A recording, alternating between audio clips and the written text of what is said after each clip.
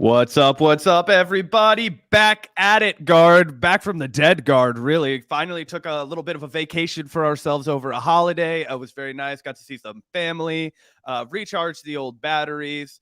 And now we're back at it with another on-brand guard episode of dunking on Cenk Uygur, a.k.a. the most progressive billionaire Stan. So how you doing today, Gavin? Doing great. Welcome back to the Vanguard, everyone. Hope you guys had a great holiday. Zach and I had a really relaxing Thanksgiving week. Took a little bit of time off. Luckily, nothing crazy really crazy stuff happened, but nothing so crazy that we just had to jump on and talk about it. So we got a nice little vacation in, but we're glad to be back in the saddle, back on the mic here to break down a couple news stories, but specifically this unhinged debate on Hasanabi's Twitch show between Hasan, of course, and his uncle, Cenk Uygur, who, of course, is the founder and lead host over at the Young Turks. Super interested to discuss this with you, Zach, and get your reaction chat, because this is a great debate. And also, thank you so much, Christina, for the first super chat of the live stream. Really appreciate that, Christina. Yay, the Vanguard's back. Happy Thanksgiving. Congrats on Casey win. Psyched for you guys to bury Cenk today. Well, thank you so much, Christina. Really appreciate you tuning in. Hope you had a great Thanksgiving yourself. And yeah, we're psyched to break this one down. Yeah, absolutely. And yeah, shout out to all of you West Coasters who took that fat L yesterday against the Chiefs. Los Angeles, no match for the Midwest, apparently. So yeah, shout out to you, Christina, for tuning into that game. It was remarkable to see just how bad the Los Angeles Rams got after being so good. But hey, that's football. Anyway, shout out to you, Christina. And yeah, we're also really glad to be back. Yeah, really appreciate you as always, Christina. Thank you so much for that generous super chat. And thank you also, Alex. Really appreciate the $9.99. Alex, did Gavin eat tofurkey or what vegetarian food during Thanksgiving? I'm not a huge fan of like the tofurkey stuff. I mostly just eat the sides. There's so many delicious sides on Thanksgiving, whether it's the green beans or my mom makes this really good creamed corn that I love. That's always been a favorite of mine. I don't know if that's something else that other people eat is creamed corn on Thanksgiving and like around the holiday season, but my grandma used to make it when I was younger, and now my mom makes it. So it's always been like a staple of my childhood. It's very nostalgic food. It's also super unhealthy. There's like so much butter and cream and shit in creamed corn, hence the name creamed corn. But yeah, so that's a favorite of mine. Obviously, I love pie. My mom also made a delicious pecan pie, which was so fucking good. What else did I eat? Cranberry sauce, mac and cheese. There's a lot of good stuff. I think it's good that the tofurkey options are available for the vegetarians out there that do feel like they need a replacement for the turkey experience. But in my opinion, it's never really been necessary. Even when I did eat meat back in the day, was never a huge fan of turkey.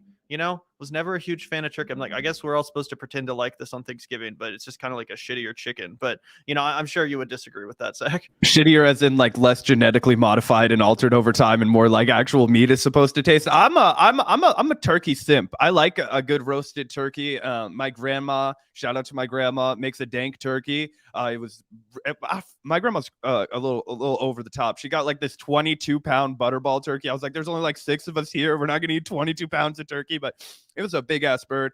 So I do fuck with a good turkey. Occasionally, if I have like all day and it's nice out, I like to smoke a turkey on a smoker in like true Midwestern tradition. But yeah, Gavin's always been a sides man. Like, you can be like, he's from Kansas City, so like we'll drag him along to the barbecue joints that don't have vegetarian options. Like Joe's has a great vegetarian option, but sometimes they don't. And Gavin will be like, oh dude, I don't even care, I'll just order 4 sides. You eat like, potato salad, French fries, like steamed potatoes, any kind of potatoes Gavin will fuck with. So anyway, shout out to you, Alex, and hope you had a great Thanksgiving as well. Yeah, thank you so much, Alex. Really appreciate that.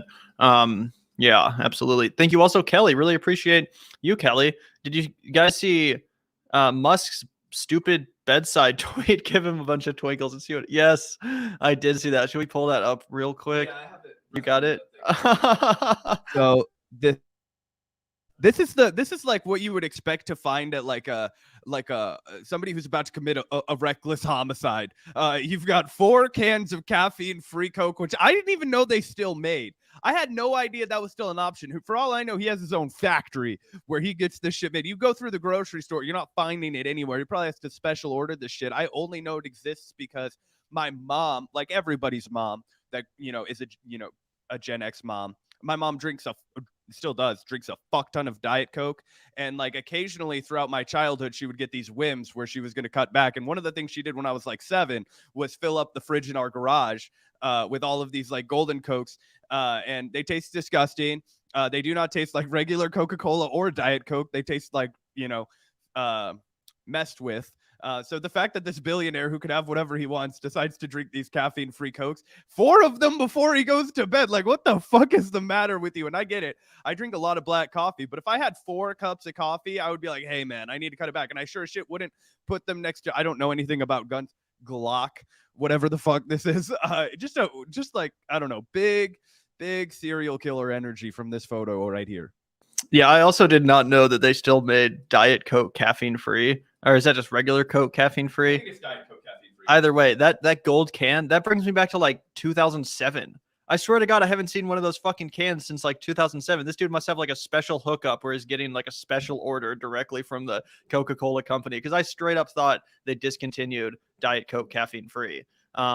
Which would make sense given the fact that who the hell wants to drink that? I guess elderly people that don't like caffeine. Like when I used to work at the Glenwood, which is a fine arts movie theater that had a mostly elderly clientele, people would ask for the caffeine-free Coke there. One time I actually fucked up and gave some lady the caffeinated one. I felt so bad. I was like, just probably tripping balls right now.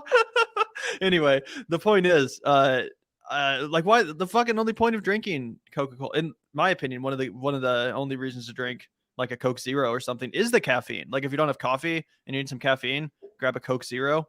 That's the move, right? But fucking caffeine free, you really just like the taste of Diet. I guess I'm not going to judge, but yeah, got this big gun right there. Looks like he's compensating for something. Am I right? Yeah, it looks like he's about to go hunt the Terminator. Like, I don't know what the fuck you would do with that gun. Like, I mean, I don't know. Like I said, I don't know anything about guns. I got to bring my little brother on sometime to fucking educate me. But it looks like a pretend, like fictional gun that they might shoot a laser out of. But in this case, I imagine it shoots very real. But just imagine being so insecure about that. You're a billionaire. You probably have insane security at your house. But he must be worried about an inside job. Might as well sleep with it under your pillow, Elon. This is a little bit insane. Yeah, absolutely. This is so cringy. Elon's such a cringe lord. It's not even fucking funny. It is funny, but also, what did Batya do? I don't pay super close attention to her, Jane, but I have seen a lot of cringy takes from her. So let me know what she did that you want us to roast, because I don't know what specifically you're referencing there.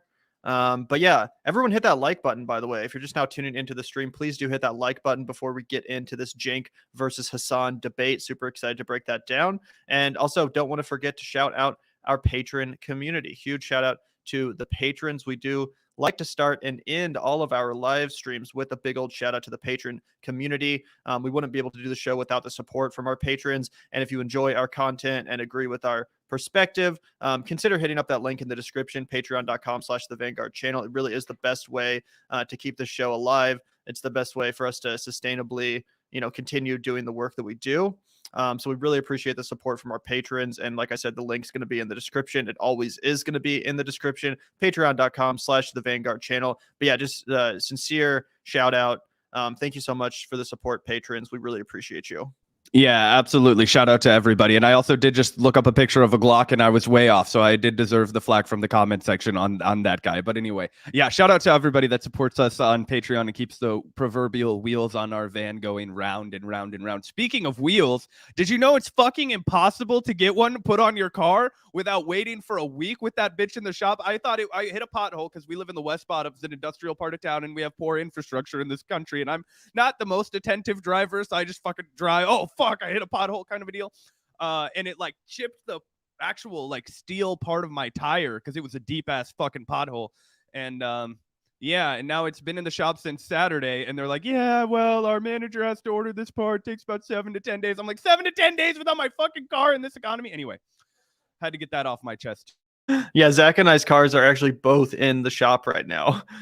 So we are the carless. We have the van though, so if we really need to go somewhere, we can get in the van. Drive that diesel hunk of shit around. I always get terrified it's gonna break down whenever we drive it, but anyway, yeah, that's true. We do have the van. If there's an emergency and we have to fly out of town, I'll fucking drive the hunk of metal that is our Vanguard. Yeah, exactly. It's a real bummer, but not having a car isn't the end of the world. There's some upsides to it as well. Like, normally Zach and I would have driven down the street to grab our coffee before the show, but we didn't have our cars, so we had to walk. What a horrible thing, right? Enjoy the sunshine, soak in today's actually really nice outside. But you guys aren't here to hear the weather report. You're here to watch Cenk Uygur debate Hasan and listen to our commentary. So do you want to get right into that, Zach? Oh yeah, absolutely. We can give the people what they want. Absolutely. So it's become a bit of a Thanksgiving tradition over on Hasan's Twitch stream to have on his uncle, Cenk Uygur, of course, founder and co-host of TYT, on the stream to discuss and debate in Thanksgiving fashion. Of course, everyone likes to get into a bit of a political dispute with their relatives over the holidays, and that's exactly what happened on Hasan's stream. They got into a variety of topics, but the one we thought was most worth covering was a debate they got into about Rick Caruso, the failed mayoral candidate who spent millions and millions of dollars basically trying to buy the mayoral seat in Los Angeles, only to lose to Karen Bass, who's not a great candidate by any means, but definitely a little bit less fascistic than the billionaire real estate developer Rick Caruso, who was basically just advocating for more cops, more sweeps, more anti-homeless practices, and of course also in favor of more developments and gentrification and all that stuff, which creates homelessness in the first place.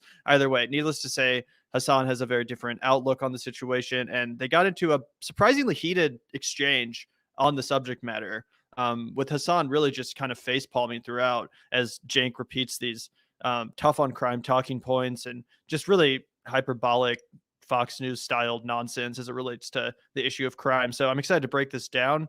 Did you have any comments before we get started, Zach? One thing I will add, I know a lot of people in our community, they're like not huge Hasan people, and I get it. I disagree with Hasan on a lot of shit too. But the one thing I will go to bat for this guy on is the fact that for as big of a platform as he has, he does a really excellent job of batting down a lot of these horseshit talking points.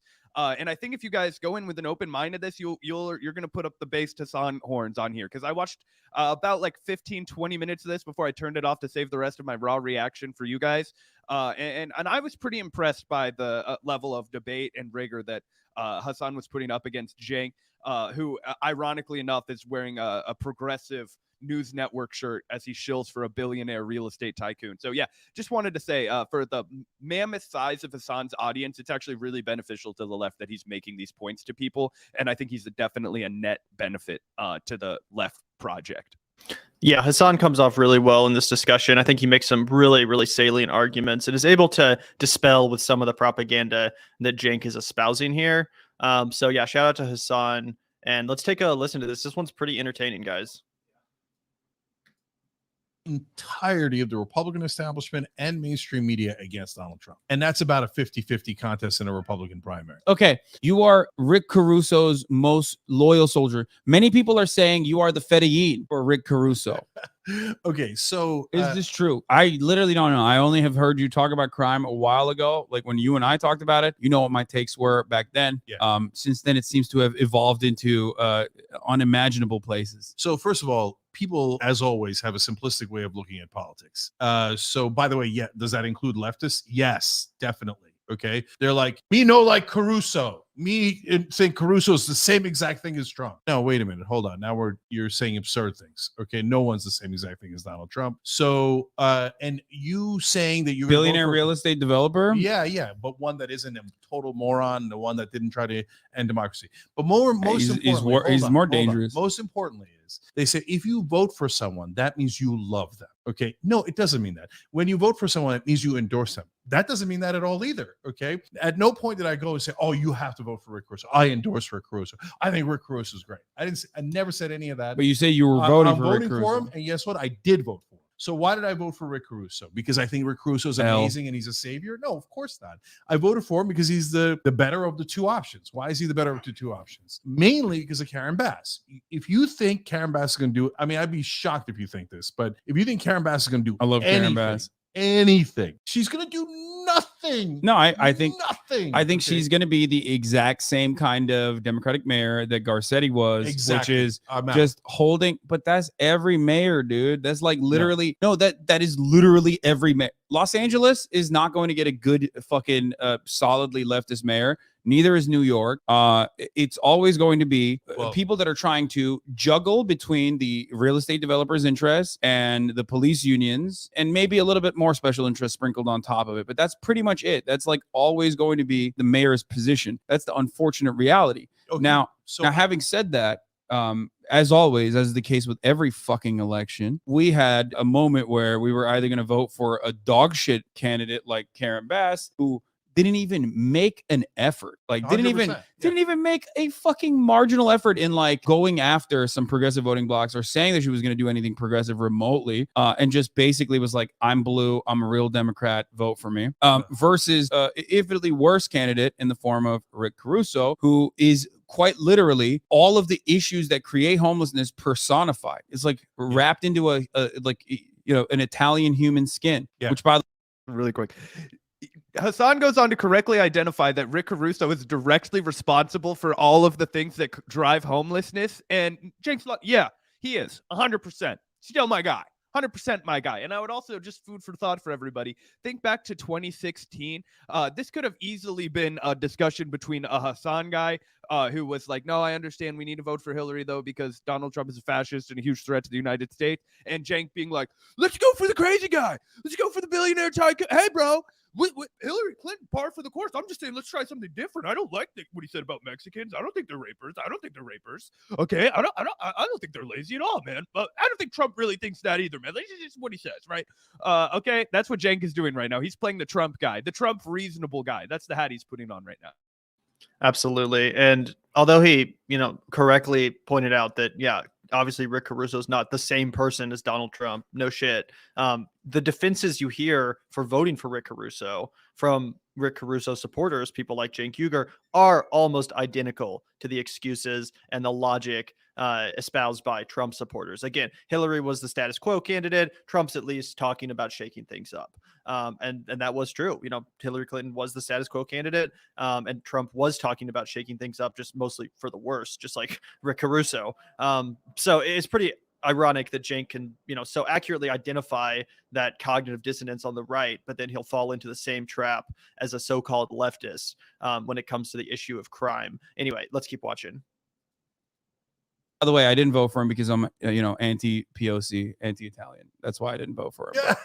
He's such a person of color. Yeah. Okay. So look, good. We agree. Karen Bass would have done nothing. So then that leaves two things, right? So, and is going to do nothing. And by the way, as always, I'll just say, I hope I'm wrong. I hope she's great. I hope she actually does something. And by the way, I don't want her going further left.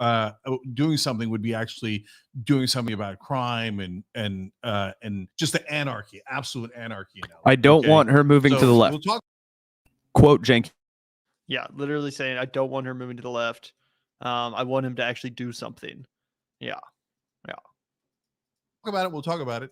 Okay. But do I think Caruso was going to be a savior and was going to say, no, I know that the mayor of LA is a weak position. I know that he's was going to look out for his own interests, of course. Right. But was there a 10% chance that he might do something? Yes. And why? Why is there a 10% chance? Because number one, what are you spending $80 million for if you're not going to try to do something? So what does something mean? It could mean, no, he was going to try to skim more off the top, build more developments, etc. But he can do that just by bribing Democrats like he's been doing his whole career. So he doesn't really need that. No, if he wanted to run for higher office or he wanted to brag about being a great mayor, he would actually have to try. So I voted for someone who's going to try instead of someone who you can guarantee is not going to try. I mean, okay? I think he just wanted to cut out the middleman. That's the way I see it. Because you don't need it, Haas. But why? But the reason he's got a gravy train. But the reason why people like Karen Bass are shitty is literally because Rick Caruso owns them, right? Yeah. So he's just trying to cut out the middleman and be more fucking aggressive and worse overall than Karen Bass, because they're not going hard enough. The difference between Karen Bass and Rick Caruso on homelessness is marginal, but Rick Caruso is in the worst direction, where he just wanted to. Both of them are advocating for sweeps, just like Eric Garcetti, by the way. I don't give a fuck what Eric Garcetti ran on or what he said he was going to do, but they all do sweeps. Sweeps have not stopped in Los Angeles at all. You and I probably have a disagreement on what sweeps are, why sweeps are bad. I don't even think you think sweeps are bad. I assume you think they're not bad at all, given what you just said about it anarchy. on what you mean. It depends on what you mean. But sweeps are when by the way, police who's come Garcetti? in. I've never heard of him. Like that guy's been on vacation for how many years? Yeah, of course. He's non-existent. Council district positions are probably way more prominent and way more influential in Los Angeles than the mayor is. Regardless, though, and you are correct on the Garcetti thing, the reason why homelessness has continued growing in Los Angeles and in California in general, despite Garcetti's approach to it, or despite everyone else's approach to it in the city councils, is because sweeps, taking homeless people from like one fucking corner of the street to the next one, like as though all of a sudden it's just they're gone or whatever, is a demonstrable failure. The only difference between Rick Caruso and Karen Bass's was going to be that Rick Caruso was interested in putting them in fucking concentration camps. No. Okay, sorry. Okay. He didn't use the term concentration camp. He said he wanted to concentrate homeless people out in a tent city built outside of like city limits. No, he said many different things. He wanted to set up different centers in different like lots that the city owns in different parts of the city, etc. Look, the sweeps are generally useless. But Garcetti wasn't even doing sweeps. Garcetti just stopped. But we still have doing everything. So why you don't think sweeps are happening in Los Angeles? I mean, maybe they're happening, but they're happening a lot less frequently. But it doesn't matter. That's not going to. Jake is giving you such, like, I swear to God, Trumpian energy. I swear to God. Let me just repeat this in exactly what Cenk said in a Trump voice. They're not doing any sweeps. What does he do? He's been on vacation. There's been no sweeps. And there's definitely been sweeps. Well, maybe there have been some sweeps, but not very many sweeps. There haven't been that many sweeps at all. Probably basically no sweeps. He's not going to send them out of town. Where's he going to do? He's going to send them somewhere else. Not out of town. Elsewhere. Somewhere else. That's what he's going to do. Who knows what he's going to do? What's he going to do? We said a bunch of things. What is he going to do? That's what Cenk is doing, because he's just a blubbering, obfuscating, horseshit mess of a guy that doesn't want to see homeless people, doesn't want to see poor people anywhere in a city. And he's going to equate the fact that people can't pay the astronomical rent prices in LA. Gavin and I can't move to fucking LA because we can't pay those rent prices. We would be the fucking dudes getting swept on Venice Beach if we tried to live out there. We'd have our little podcast mics out there being like, hey guys, we're live from fucking our tent city. That would be us. Okay, we're no different than those people. If you force us to have grown up in LA, I can't fucking pay $3,000 a month for a 1-bedroom. Are you out of your fucking mind? Who can? So that's one thing. Also, the thing he said about people being forced out of the city limits of Los Angeles, the county limits of Los Angeles, 100% true. And do you know where they're forcing them to? The desert, so they can die of dehydration and lack of access, and where there's no community and there's no people to be around. Do you know why homeless people build fucking tent communities? So there's solidarity, so that there's a network of people. You ever been to a tent city, Cenk? No, you fucking haven't, you prejudiced piece of shit. When you go there, you see all kinds of resourcefulness. You see the most humanity you've ever seen in your fucking life. Okay. This dude, he found a guy in England that owned a plot of shitty land in Kansas City. And so him and about 30 other people, 30, built an entire town, basically. Got a generator that they fixed up. They had all this kinds of stuff going. City comes in and destroys it. Says, get the fuck out of here. Now what do those people do? Now they have to walk around and now they're doing that anarchy that you're talking about, with just existing in a public place because you think they smell bad and they look funny. Like, absolutely ridiculous. This shit boils my blood. And oh yeah, the Bay Area, New York City. I mean, these are like the 3 most expensive places in the entire world. I mean, they fucked up San Francisco, to Kelly's point, to where you have to, I mean, San Jose is unaffordable now. You got to go all the way to freaking, the sticks. You got to go to Sac. You got to go to the fucking suburbs of Sacramento before you can find even anything remotely affordable in California. And even Sacramento isn't really affordable by the standards of like Kansas City. Absolutely. Thank you so much, Kelly. Really appreciate that. Solve the problem in the long run. Look, there's a couple of things here. So first of all, we're going to have a giant disagreement on how bad crime is, right? So I'm just going to look at numbers. And I have numbers too, first of all. And second of all, you guys are 100% wrong on one critical issue, right? Which is that there's a massive amount of crime that's just not being reported, okay?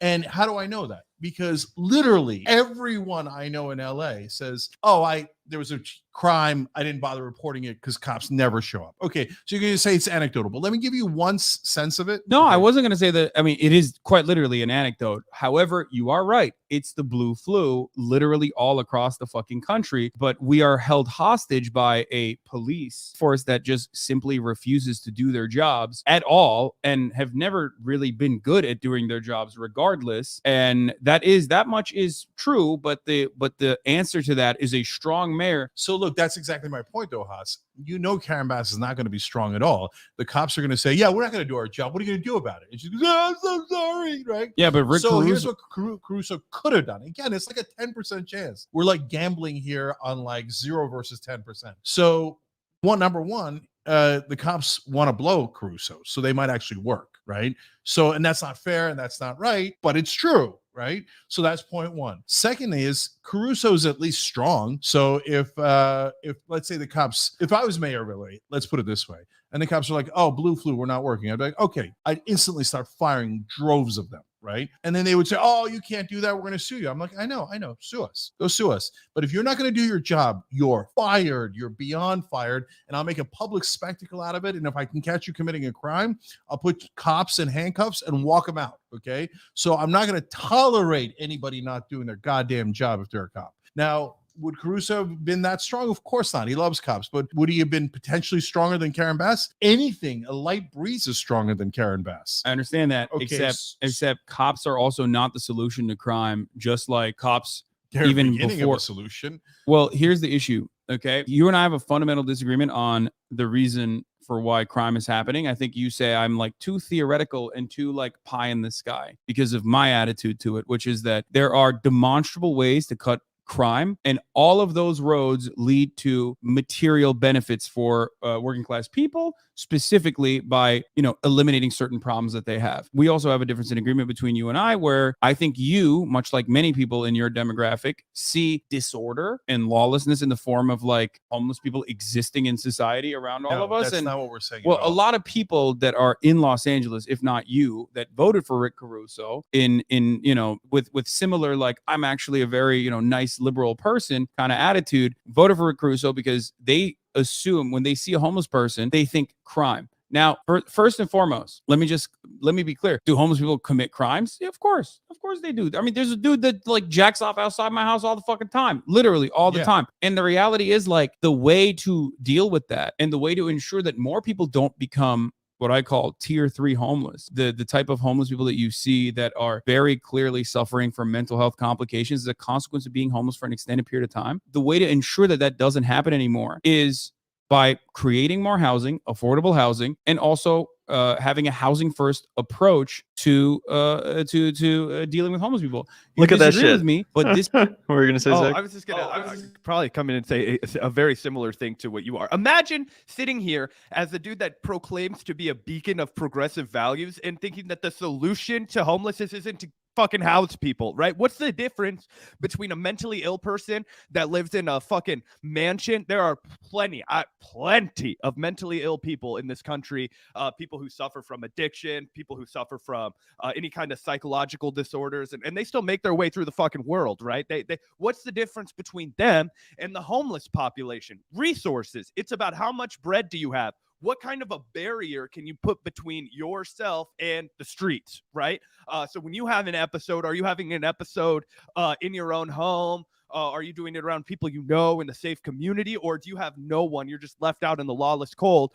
You're having an episode. You have no access to medication, no access to treatment, right? No, giving those people a house wouldn't help at all, Jane. Are you fucking kidding me? Like, you don't want to, like, it obviously it does come down to, he'll be like, nobody I know. It's like, because you live in fucking Beverly Hills, Cenk.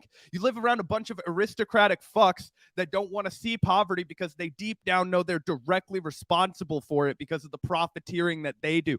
Jake wants to be able to invest in a real estate mutual fund and go to sleep at night, right? Like, this is a guy that's a capitalist to his core. He'll say that shit like Elizabeth Warren did. I'm a capitalist to my bones. Like, that's what he believes in. So he has to have this cognitive dissonance between the way that he lives and the way that he wants to profit for himself, and the actual, not just what he perceives, but the degradation that he is doing to human lives, human souls that are out here suffering in a real meaningful way. He has to have that cognitive dissonance, because otherwise it would just probably be too much for the guy, right? So he has to convince himself that, get this, the solution for homelessness isn't to house people. That's what he just said out of his fucking mouth right there. It's absolutely unbelievable. And shout out to you, Victor, for the super chat. Do you believe in mandatory commitment for mentally ill homeless people that refuse treatments? As I understand it, Europe has done that to great success along with housing.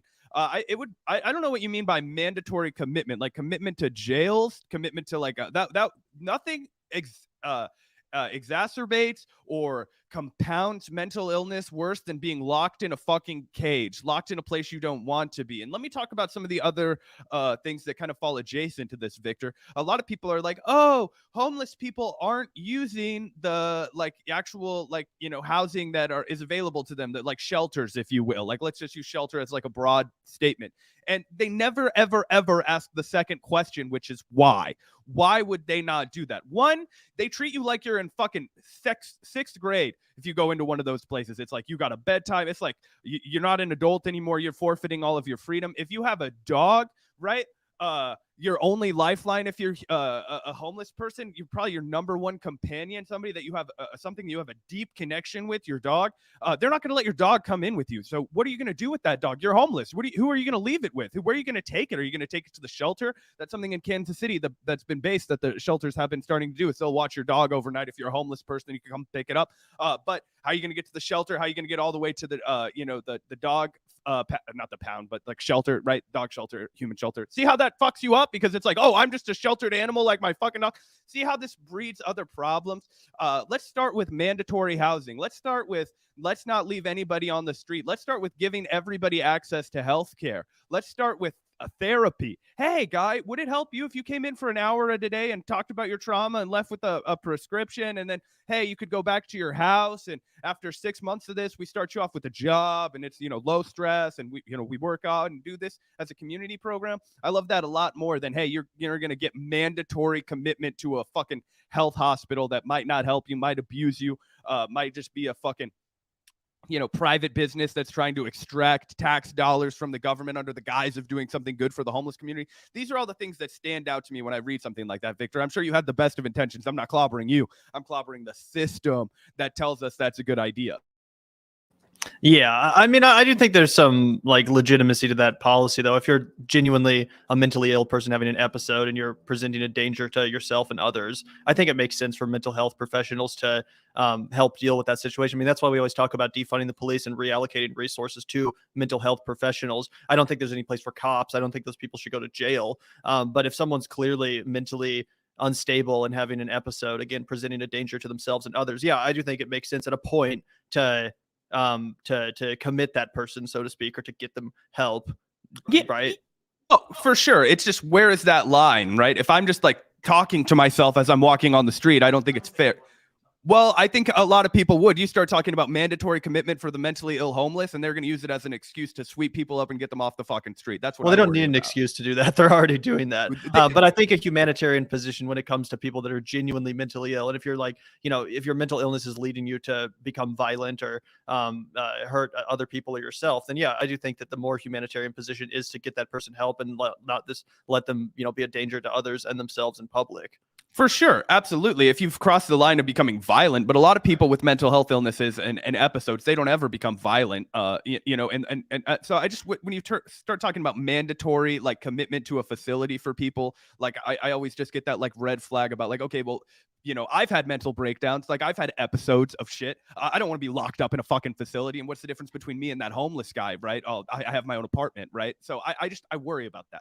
Well, yeah, but if you were like committing crimes as a result of your mental illness and hurting other people, like, yeah, I mean, that is something that happens. So I do think there is a point where it does become necessary. I just think that it should be left to mental health professionals, not thugs with guns who are trigger happy and want to murder people. You know what I'm saying? Like, that's the whole point of reallocating the resources, so that we can have mental health professionals, people that are actually trained to deal with the mentally ill, to get them help, not to hurt them further. And obviously in our current system, I understand all the caveats and the fact that the for-profit motives of certain facilities, all that stuff comes into play. But yeah, I think that in an ideal situation, that would be necessary, Victor. Appreciate the super chat. Also, thank you so much, Jill S, for the $5. Really do appreciate that.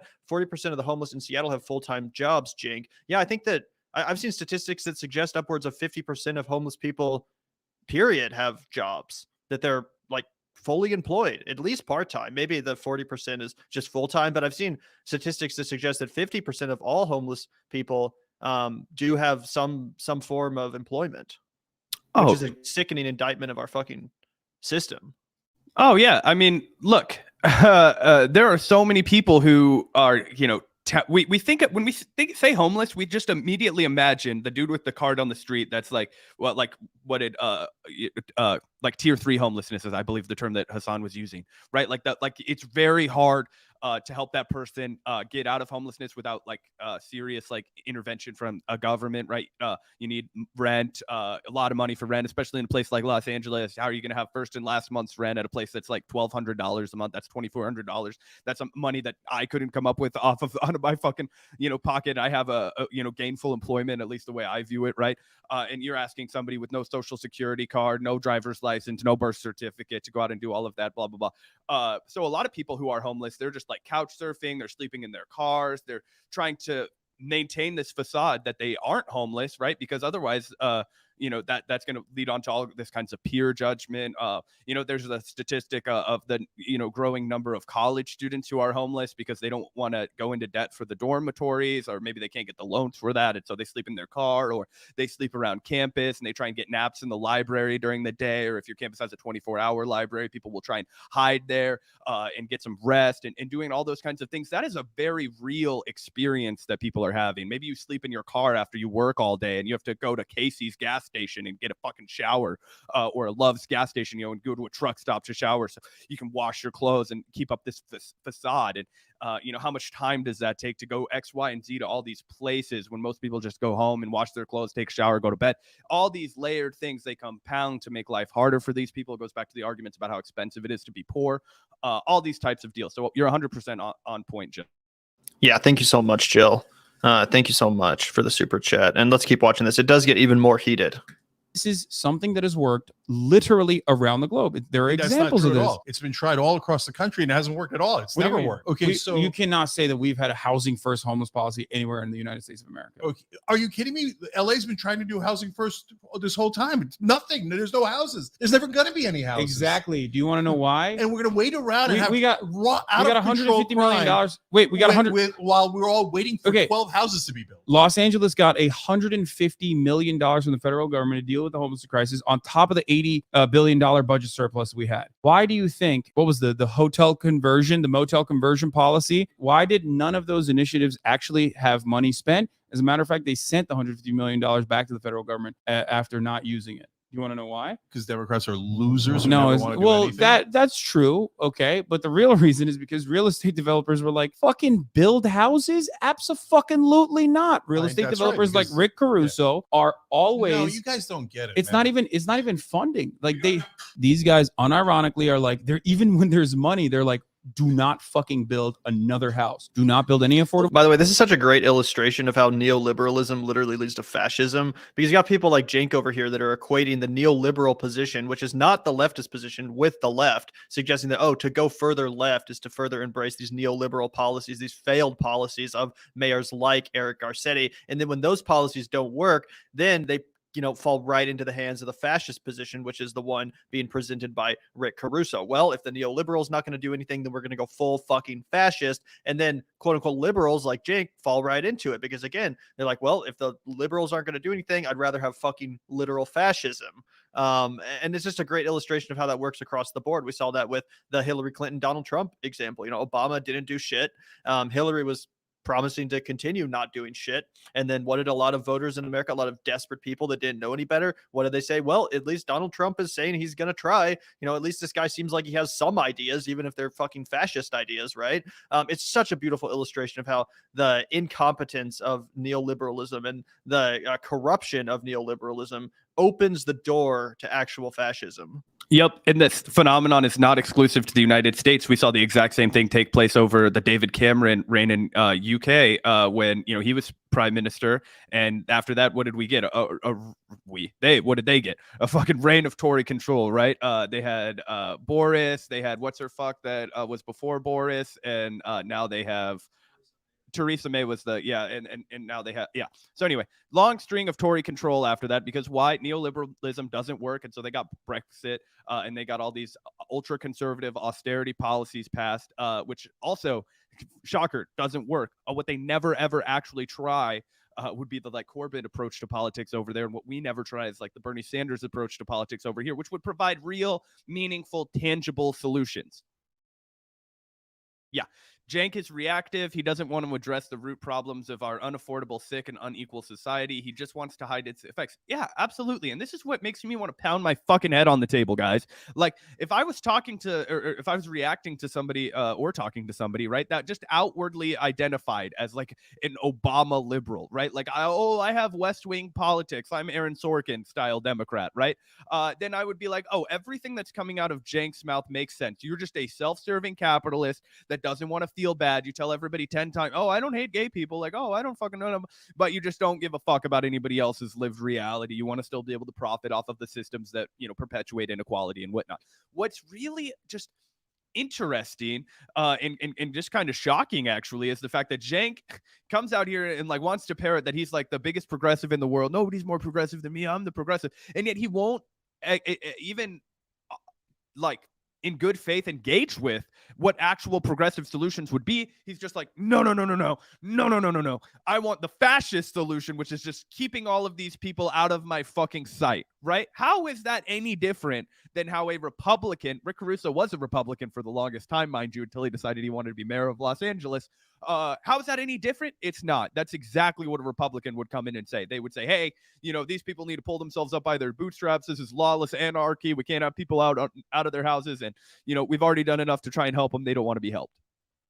Absolutely. Yeah. Thank you so much, Farisha, for the $5. I think you're spot on there.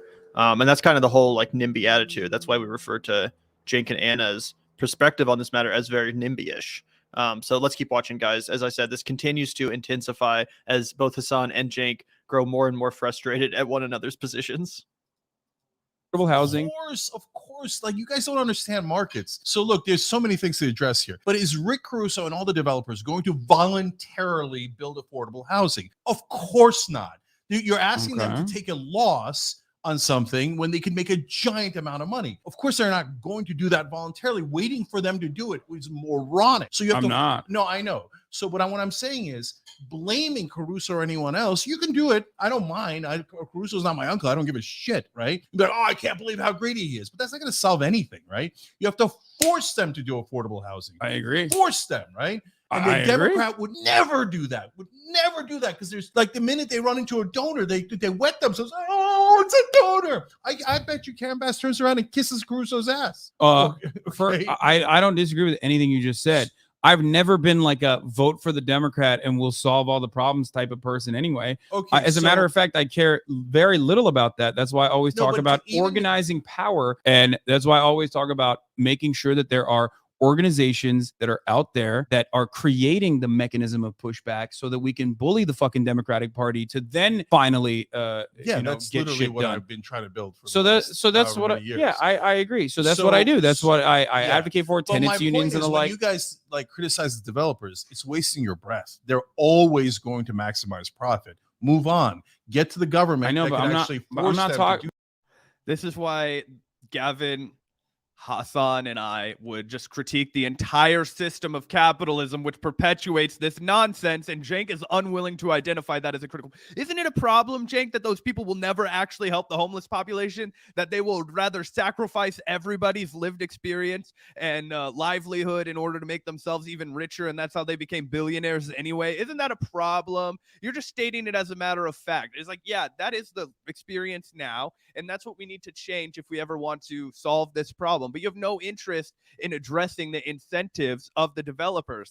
Shouldn't we have government developers that actually want to build government housing, which we used to do all the fucking time in the period that people like Rick Caruso, Donald Trump, Cenk, Uygur, fucking everybody says was the most robust and bustling time of American history. Like, we used to have so much affordable like, we used to build government housing for people. We used to have rent control in this country. We used to do these things so that regular people could actually afford to have homes. There were massive government subsidies to allow people to buy homes in the most booming part of American history. Okay, guess what? That's all gone now. Now you have to take out a fucking 8% mortgage loan. Nobody can fucking afford that when houses are fucking $2 million for a single family home. It's mind-boggling. And yeah, people like Cenk are the reason cops will never be defunded, because that's their solution. They would rather just pay these fucking thugs, this gang control, to come out and beat the shit out of anybody that doesn't fucking, make it, right? It's like, yeah, you gotta make it here. And the bar for who's allowed to, or who's making it in this country, keeps rising and rising and rising and rising and rising. Okay, whatever happened to having a booming middle class, a working class that you could be proud of in this country, right? Who the fuck built this country? The working class, not the rich assholes that sat at their desks, right? It was the guys. You ever see that famous picture of the skyscraper over New York, the dudes with their lunch pails? That's who built this fucking country. And those guys are on the street now. Absolutely. Thank you so much, Kelly. Really appreciate the comment and the super chat. But I'm not talking in fucking policy wonks. I'm talking in normies who don't understand it. So of course I'm gonna fucking shit on landlords and real estate developers because they don't even understand. But they personally, most people don't even understand. They're like, what? Like, I kind of don't like my landlord. This asshole painted fucking white over everything and didn't really fix anything. That's like your only experience. You don't understand like the policy implications on top of that level of capital accumulation in the hands of few people and what kind of policy implications that has. They are able to get their desires across to Democrats and Republicans. And by the way, you have to have a distinction there between small business owners and large business owners, small landlords and large landlords. Large landlords are going to steamroll you. They only care about maximizing profit. And if they don't, if they're an executive, they'll be fired and they'll be replaced by someone else. Small landlords oftentimes are good people who are small business owners trying to do the best they can. And oftentimes, by the way, they're pricks. I don't care about a grandma or grandpa who has like a fucking nest egg and that's like their that's their pension, that's their retirement fund. That's not what I'm talking about. That's not but I want to be clear because people don't. But it doesn't matter. Okay, it doesn't now matter. Let's go to homelessness. You say, look. Ultimately, we're talking about homelessness, okay? Yeah, so and if you think that a housing first policy has not been achieved, or like some level of market control has not been successfully done, I'm sure you've heard this. Like, the existence of places like Red Vienna, as a matter of fact, right, where 65% of the fucking housing in Vienna, in Austria, is publicly owned. It's like literally government housing that they created. It's beautiful. It's mixed income. And it fucking works. Places with higher social safety nets, with better social safety nets, with better programs for reintegration, with less of a aggressive carceral state, unironically have demonstrably more positive results with combating recidivism, with dealing with homelessness. Like, these are places that exist on the planet. So first of all, there's two different things that we have to talk about: short term and long term. In the long term, doing what Vienna did, what Utah did, what Houston is doing is correct. Okay. So in the long term, of course, you have to build affordable housing. Of course, you have to get folks into houses. Okay. So, but the problem is in the short term, when LA and other places go, oh, we're theoretically going to build houses 48 years from now. So in the short term, we're not going to do anything. Okay. And we're going to call that hashtag freedom. That doesn't make any sense. So what that leads to is what we have here in LA, which is, so I go to Supercuts a couple of weeks ago. The windows busted in. I asked the hairdresser what happened. The whole place, the entire strip mall is a disaster zone. Okay. The windows also broken at the ice cream shop right next to it. She said, well, people started coming in and just taking whatever they wanted. We would call the cops and then nobody ever came. So we stopped calling the cops. Now they started throwing bricks through our window. And so the ice cream place stopped fixing it. We keep fixing it every time they throw a brick. So this is a working class person that's pretty scared every time she comes into work because anyone can come in and take whatever they want because there's goddamn anarchy in LA. Like literally lawlessness. Okay. You smile, but it's literally, go ahead. You will call the cops on the guy jerking off in front of the house. They won't come. Right. Well, I mean, so, I wouldn't so you don't anyway. want to call. Yeah, you don't want to call the cops. But how about a family that's got kids? I mean, my mom stays with me here. It's not like it's a comfortable situation. Yeah, and I don't think if he attacks your mom. Okay. Okay. No, goddamn right. I'm going to call the cops on that guy. So there's Okay. a guy who went and jerked off in front of a different haircut place in LA for 40 minutes. And the cops are like, whatever, who cares? The women inside are terrified. So if you say don't arrest that guy, I 100% disagree. No, I'm not. Definitely arrest that guy. I'm sorry, guys. I'm sorry right now. Cenk, one is a millionaire. I'm just going to say I'm skeptical that he gets his hair cut at Supercuts in a rough part of town. I'm just going to be honest, right? I don't get my hair cut at Supercuts, and I make like $18 an hour, okay? So I'm going to be real with you there. I don't think I don't drive to the shittiest neighborhood to be like, hey, bro, let me go to the fucking busted ass window Supercuts to get out with my clipped coupon from People magazine to go out there. I'm just saying that sounds like a horseshit lie. So let's just set that aside. Maybe Cenk wanted to be able to use this as a talking point, right? So he drives. I don't even know where.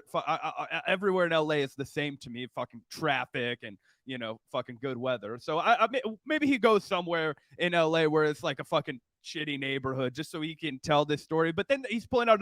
There's another haircut place 40 minutes away with the dick whacker out outside. It's just like, Cenk, this is not your lived experience at all. You live in a bubble. You live in a very nice neighborhood. I've seen you do live streams from your house. It's fucking nice. Okay. It's nice. I've seen you walking around when you were running for Congress. You had to actually spend some time filming yourself in your district. That showed your ass, bro. And nobody out there is fucking getting their haircut at Supercuts at a busted in window. You're lying. You are doing what Republicans do all the time. You're pretending you're not a rich elitist.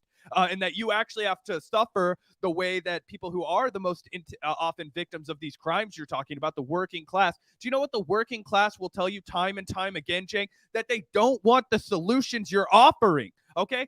We have a very good friend of the show, lovely, smart woman named Olayemi. She's a public defense attorney, and she'll talk about this better than we do. But essentially the point that she makes all the time is like, okay, it's always these rich assholes that have absolutely no experience with crime that are saying what everybody wants is more cops going around beating the crap out of these people. Do you know what happens when cops show up? Let me just give you an example, right? Because I had really mixed feelings about this when it happened to me the other day. I work at a bar, right? Dude comes in, mentally ill, obviously, right? And he starts like taking off his clothes, right? Can't really have that in your business, but I don't want to touch the guy. So I just say, hey, go call my GM. I'm like, hey, I don't know what you want to do about this guy, but like, I'm not fucking, touching him. I'm not throwing him out, like whatever, right? They call the police. Police come right away. And you might be like, oh, this is Kansas City, right? Blah, blah, blah, blah, blah. They go, they chuck the dude outside and, that move on your merry way, right? I would be very shocked that if you were a business owner in Los Angeles and you say there's a guy coming and he's like disrupting us, that they're not going to send at least somebody out there to do it. Because what do the cops love to do?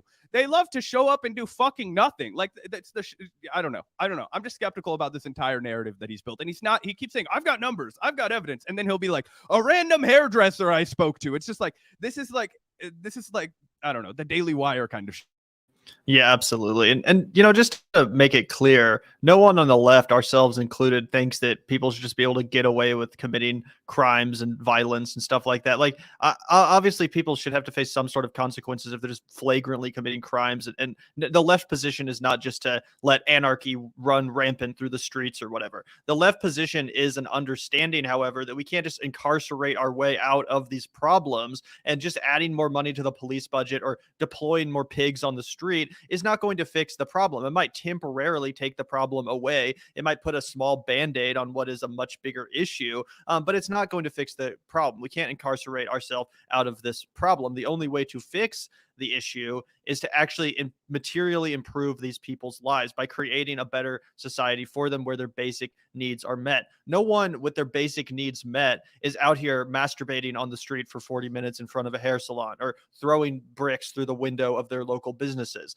The reason I know that is because everyone I know who's stable and mentally well and has their basic needs met doesn't do those things. So that's not to excuse the crimes of people that do those things. It's just to acknowledge that incarceration and cops aren't the solution. The solution is to have those people's basic needs met. The solution is to give those people a life in which they don't feel the need to go do those things, in which their mental state is capable enough that they know better. So that's the leftist position, and it's just such a straw man for people like Cenk to pretend otherwise, when of course it's the left that actually is the only one that actually is trying to fix the solution. Fixing the systemic foundational issues is the only way to fix the solution. You could add $1 trillion to the LAPD budget, and the problem would not go away. The only way to make the problem go away, and I admit it's a problem. I'm not saying that homelessness isn't a real thing. That's not what we're saying at all. It's a humanitarian catastrophe. We're the ones that acknowledge that it's a real thing more than these NIMBY-ass liberals and these fascists like Rick Caruso, who think it could just be hidden from sight and done away with by cops and incarceration. No, those are the ones that are in denial. We're the ones that understand the gravity of the humanitarian catastrophe that is homelessness and actually want to fucking fix it. Unfortunately, that position's not being espoused by fucking neoliberals like Karen Bass or Eric Garcetti. But at least they don't want to add as much to the problem as a guy like Rick Caruso, who again firmly believes we can just incarcerate our way out of this and cop our way out of this problem, which is a fundamental misunderstanding of the issue itself. Absolutely. Did get a few super chats we want to address. Shout out to you, Matt Ocelot God 81. Always good to see you in the chat. Baltimore had a lovely public housing program which stipulated 8 hours of work per month as part of a time bank, provides purchasing power and community. Yeah. Guys, public housing has such a stigma in this country because we let it get so dilapidated and fucked, and we only the most poor and desperate people are forced there. Right? Our voucher programs are also fucked up. Section 8, all that shit. It's horrible. It doesn't meet the need at all, right? But as Hasan brought up earlier, it is not impossible to make it work, right? Like apparently, according to Matt Ocelot, Baltimore has a public housing program, or they had one. Apparently they don't anymore based off of the verbiage you selected. And then, as he pointed out in Vienna, they had, mixed income housing projects where it's like, yeah, if you got some rich fuckers living in that, they're going to bark up the tree when the water stops working, if there's black mold in the shower, that kind of stuff. And what does that do? That creates a better experience for everyone, right? One of the big debates that happened at a Kansas City council level was like people will start saying shit like, oh, I remember when I was a kid, teachers live next to doctors, live next to firemen, right? And now that kind of creates a problem for people because it's like if you bought a house there and the doctor bought a house for $100,000 more than your house was worth, then your property tax value goes up. So it creates that weird dynamic. Whereas if it's government housing, everybody can live there. You can have all of that community benefit from having people with different walks of life. Bartender lives next to a fucking engineer, lives next to a fucking, preschool teacher, whatever, without having to create an extreme financial burden, which will force those working class people, the mechanic, or sometimes the mechanics make fuck ton of money, but sometimes they don't, you know what I'm saying, to move out because, they can't afford the property tax increase and stuff like that. So public housing could have, revolutionary benefit to the fucking country. But we just always or almost always starve it like we do with any fucking program that's not universal, right? Which is why Gavin and I only advocate for universal programs, because if you make something only for the poor, people will talk about how it has to be shitty. Otherwise, people will just do that instead as an alternative. But anyway, shout out to you, Matt Austin. Yeah, thank you so much, Matt Ocelot God. And also, I like that 8 hours of work per month. That's what sounds like a reasonable stipulation to me. I would do 8 hours of work a month if it meant that I got healthcare and a UBI or some shit like that. In fact, I've even said that like I would be okay with there being like, how like in Israel or some other countries there's like 2 years mandatory service in like the military or whatever. Like I would be okay if there was something similar to that, but without it being military, being like a civilian corps, like where you. I was like, where are you going with this? No, don't worry. But like some sort of a civilian corps where you go around and clean up the streets and help out, the people that need help and volunteer at the soup kitchen, stuff like that. And then in return for that volunteer time, you get a UBI for like the rest of your life or something. I think that makes sense. So, or 8 hours of work per month, something like that. I think that's very sensible. So thank you so much, Matt Ocelot God. And the research I have done on time banks, I'm very impressed with it as a concept. And I think there's a lot of potential there that should be further explored. So thank you so much for the comment, Matt Ocelot God. Gavin wants to wrangle up all the homeless and make them join the IDF. No, I'm kidding. This is a classic scenario of why people don't want to see their old right-wing uncle on Thanksgiving. That is true, but I actually I think it's a great bit that they that Hasan has going on here, where he's like, let me just get my uncle to show his ass to everybody every Thanksgiving, and that he's a fake progressive, and this is what a real progressive looks like. It's like the boomer and the zoomer. I like that. Yeah. Also, before we continue, watching this. I did want to show you guys the comments because they're pretty funny, kind of speaking to your comment, Christina. Thank you so much for the $4.99. Yeah, check out some of these comments. This one says, I appreciate keeping with the tradition of arguing with your uncle on Thanksgiving. Man, as a former homeless person, kind of really sad about what Cenk said about sweeps and Caruso. Seeing how homeless and feeling how homeless is treated in this country really saddens me. Punishing someone who's quite literally fighting for their lives is just a sad and sadistic way to live your life, which is so true. And again, no one's denying, no one on the left, Hasan, ourselves, literally anyone is denying that, humanitarian catastrophe that is the homelessness issue. It's just that Cenk's solutions aren't solutions. We're actually interested in fixing the problem. But yeah, there's a comment. Cenk's opening argument for voting for Caruso was shockingly similar to the arguments I heard about voting for Trump in 2016. That's what we were saying. As a former homeless person, listen to the nephew, please. Yeah, like tons of people saying like they're shocked that Cenk is coming at it from this perspective. So I thought that was pretty telling about how out of touch Cenk is.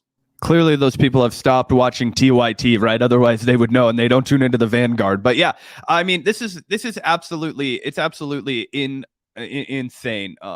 The just vilification of the most vulnerable people in our entire country. And I've seen people in the chat being like, Zach, you've never been to LA. I literally have been to LA. I'm literally going to be in LA in checks notes like 3 weeks. And my girlfriend's entire family lives in LA, and I think that she would agree. She grew up there her whole life, that putting a shit ton more cops in LA and terrorizing the homeless population. Last time I was in LA, I was in Venice, and I watched cops under Garcetti destroy people's fucking homes, their humble home, a tent on the fucking beach, right? Community property, public land. Everybody's allowed to go on the beach, but you can't, and you can set up a tent there if you're a rich person, right? Because there'll be all these people with their tents up, like basically like grilling on the beach, throwing the football around. That's okay. But if you live there because you got nowhere else to go, sorry, the cops are going to come kick the shit out of you and destroy everything you have. You guys don't remember the fucking videos going around of the cops dumping people's water out, just destroying their homes just to be fucking assholes. Like when people were going out to give them food, they would destroy all of the food. Yeah, that's what they're doing. And that's what Cenk says they're not doing. It's just because he wants them to do it to every single fucking homeless camp in the city of Los Angeles. Yeah, no, we both understand the gravity of the issue. We're not denying the fact that there's crime going on and that there's homelessness going on. It's just that our solutions are actually ones that will fix the problem. And we understand that we can't incarcerate our way out of this problem. So yeah, we're more than aware of the problem, and we acknowledge the problem. No one's in denial here. No one's saying, oh, Los Angeles, perfect utopia. There's no crime at all and everything is peachy keen. No, that's not what anyone's saying. We understand there's a problem. It's just that we actually are embracing solutions and advocating for solutions that will fix the problem. Yep. No, I don't. First of all, that dude is committing a crime. Exactly. So yes, I do agree with arresting someone who has their dick out and are jerking out in public. That would be insane. No, but a lot no of leftists don't. They're like, oh, hashtag freedom. You're like strawmanning leftists. Okay, I don't care about I've what seen them do it. I yell at fucking leftists for a living. Okay, as a professional career, that's what I do. It doesn't matter what people fucking think. You're talking to me right now. Stop like having this like broader argument with like the overarching left. Who gives a shit what people on Twitter think? No, if you're jerking off in public, yes, you should be for a brief moment at least taken away from that circumstance. Do I think that person needs to go to jail permanently? No, I think that person needs mental health treatment. Like that person. No, I didn't say you said that. Okay.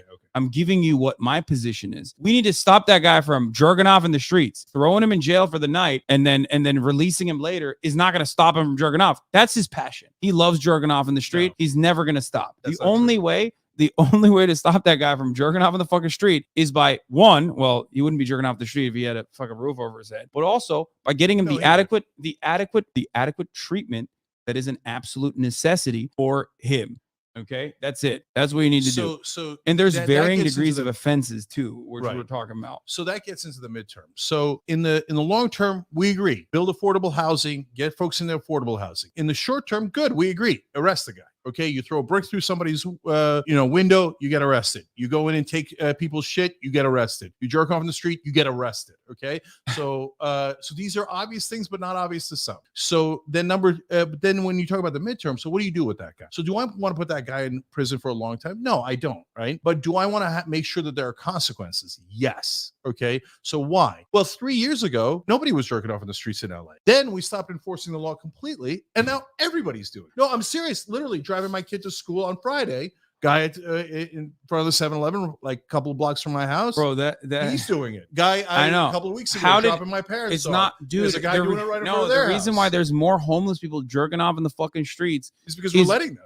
No, dude. 100%. No, so you tell me. Come on. It's because there's more homeless people, and the more homeless people there are, the longer their homelessness continues, the more fucking mentally ill they become. And that's only happening as a consequence of the housing market. It's not even fucking correlation. It's a causal factor. Don't infantilize them. They know there's a range. There's a spectrum. Homeless people know exactly what they're doing. Okay. They're like, no. There's a range. There's a range. Okay. So, for example, different anecdote. A neighbor that's 3 houses down from me, my street. Okay. Homeless guy comes and starts making lewd comments to women inside her house. She's scared to death. Okay. She says, "I'm going to call the cops." He says, "Go ahead. They're not going to come." Okay. Now I've heard, "Go ahead. They're not going to come." Half a dozen times, okay, in New York and LA. Like, so homeless people and half a dozen times in New York and LA. So what is that? 3 times in New York and 3 times in LA? What is this anecdotal bullshit? Everyone's jacking off on the streets, bro. Yeah, you know where else they would be jacking off if they had their fucking way? In a fucking house. Everyone jacks off. We have houses to do it in, motherfucker. How are you against housing first policies if you can acknowledge these basic facts? Dude, it's insane. Also, he keeps saying, "I've got numbers to back it up too, fam." And then he'll be like, "My neighbor 3 doors down let a homeless person in their house," and then freaked out. Like, what? How did they get in her house? He's in there. They're in their house. You didn't lock the door? Like, seems like the fucking square one to start. If you don't want strangers walking into your house, you could have just locked the door. You live in Beverly Hills. I think you got a door lock. You know what I'm saying? Like, the story didn't go, "This violent homeless person with an axe came in like fucking Jack Nicholson in The Shining and starts fucking wailing down there." No, somehow this homeless guy ends up in their house and is like, "I'm not leaving." Like, I guarantee you, if you call the cops for breaking and entering and attempted burglary in somebody's home in a fucking Beverly Hills or Orange County or wherever the fuck Cenk's at, they're gonna fucking come. That's like they just care about rich people too much to just fuck off and ignore you. Like, that's just how the police work. And also, Cenk is convincing me that, you know what, maybe I don't know. It's fucking absolutely absurd. Yeah, I was about to make the same joke. Like, maybe we just legalize jerking off in public, and then we can start. I don't give a fuck. That's what I'm running for mayor on. I'm gonna like the jerk it. The jerk it ticket. That's gonna be me. It'll be wear a trench coat and it's fine. No, give it the fuck. Hey. And also he thinks it only started 3 years ago that people started to masturbate in public. That's hilarious. Yeah. This is the future liberals want. Everyone masturbating on the street. And not all homeless people are criminals, obviously, right? Not all criminals are homeless, obviously. But there is an intersection, right? And so those folks have gotten the memo. There are no laws. You can do anything you want. So she calls the cops. The cops don't come. What does the guy do? He goes and sits in her backyard. Bro, motherfuckers are literally jerking off in public. You think they're watching television to be like, "Oh, wow." You think they don't know? Eric Garcetti. Why do you think they're going and grabbing all the stuff? You think the word's not out on the street? No. That you could steal under $1,000 and there are no consequences. Yes, the reason why people do that is also, again, Art, when's the last time you fucking bricked the window and like stole shit? Because I'm not a criminal. And exactly. I'm not desperate, and I'm not all exactly. These things. That's I'm the not point. Unbalanced, and I'm not. Yeah, fentanyl. no shit. That's what. Wait. Hold up. That's the point. The only reason why motherfuckers are doing that is because they have nothing to lose. They're in a dire economic situation. They weren't doing it 3 years ago, Haas. Yes, they're doing it now because there are no consequences. Yes, they were. They were not, Haas. They're absolutely not. There was. Okay. I never went to a now that I never went and talked to neighbors where they were like, "Oh, the cops never come." Oh, like criminals are now literally can do whatever the hell they want. The cops never come is a common thread. Okay, cops definitely do not do their fucking jobs, but the idea that like there is rampant crime all around the country that is happening everywhere, and that the cities are like Gotham City, and we need fucking Batman to come pummel their skulls in, is not a correct narrative. It's There is- 100% correct, except for the Batman part. No. We don't need to pummel their skulls in. Also- Also, why do you think they're locking up toothpaste at CVS? Because people aren't coming in and taking whatever the fuck they want No, no, people are stealing shit 100%. with And- no consequences. But Yeah, the so reason that's why they're Gotham. stealing shit, is because the cost of living is unimaginably high, which literally No, that's patronizing. that's You think insane. That's crazy. No, you and I are never going to be in agreement on this. This is a fundamental disagreement that you and I have.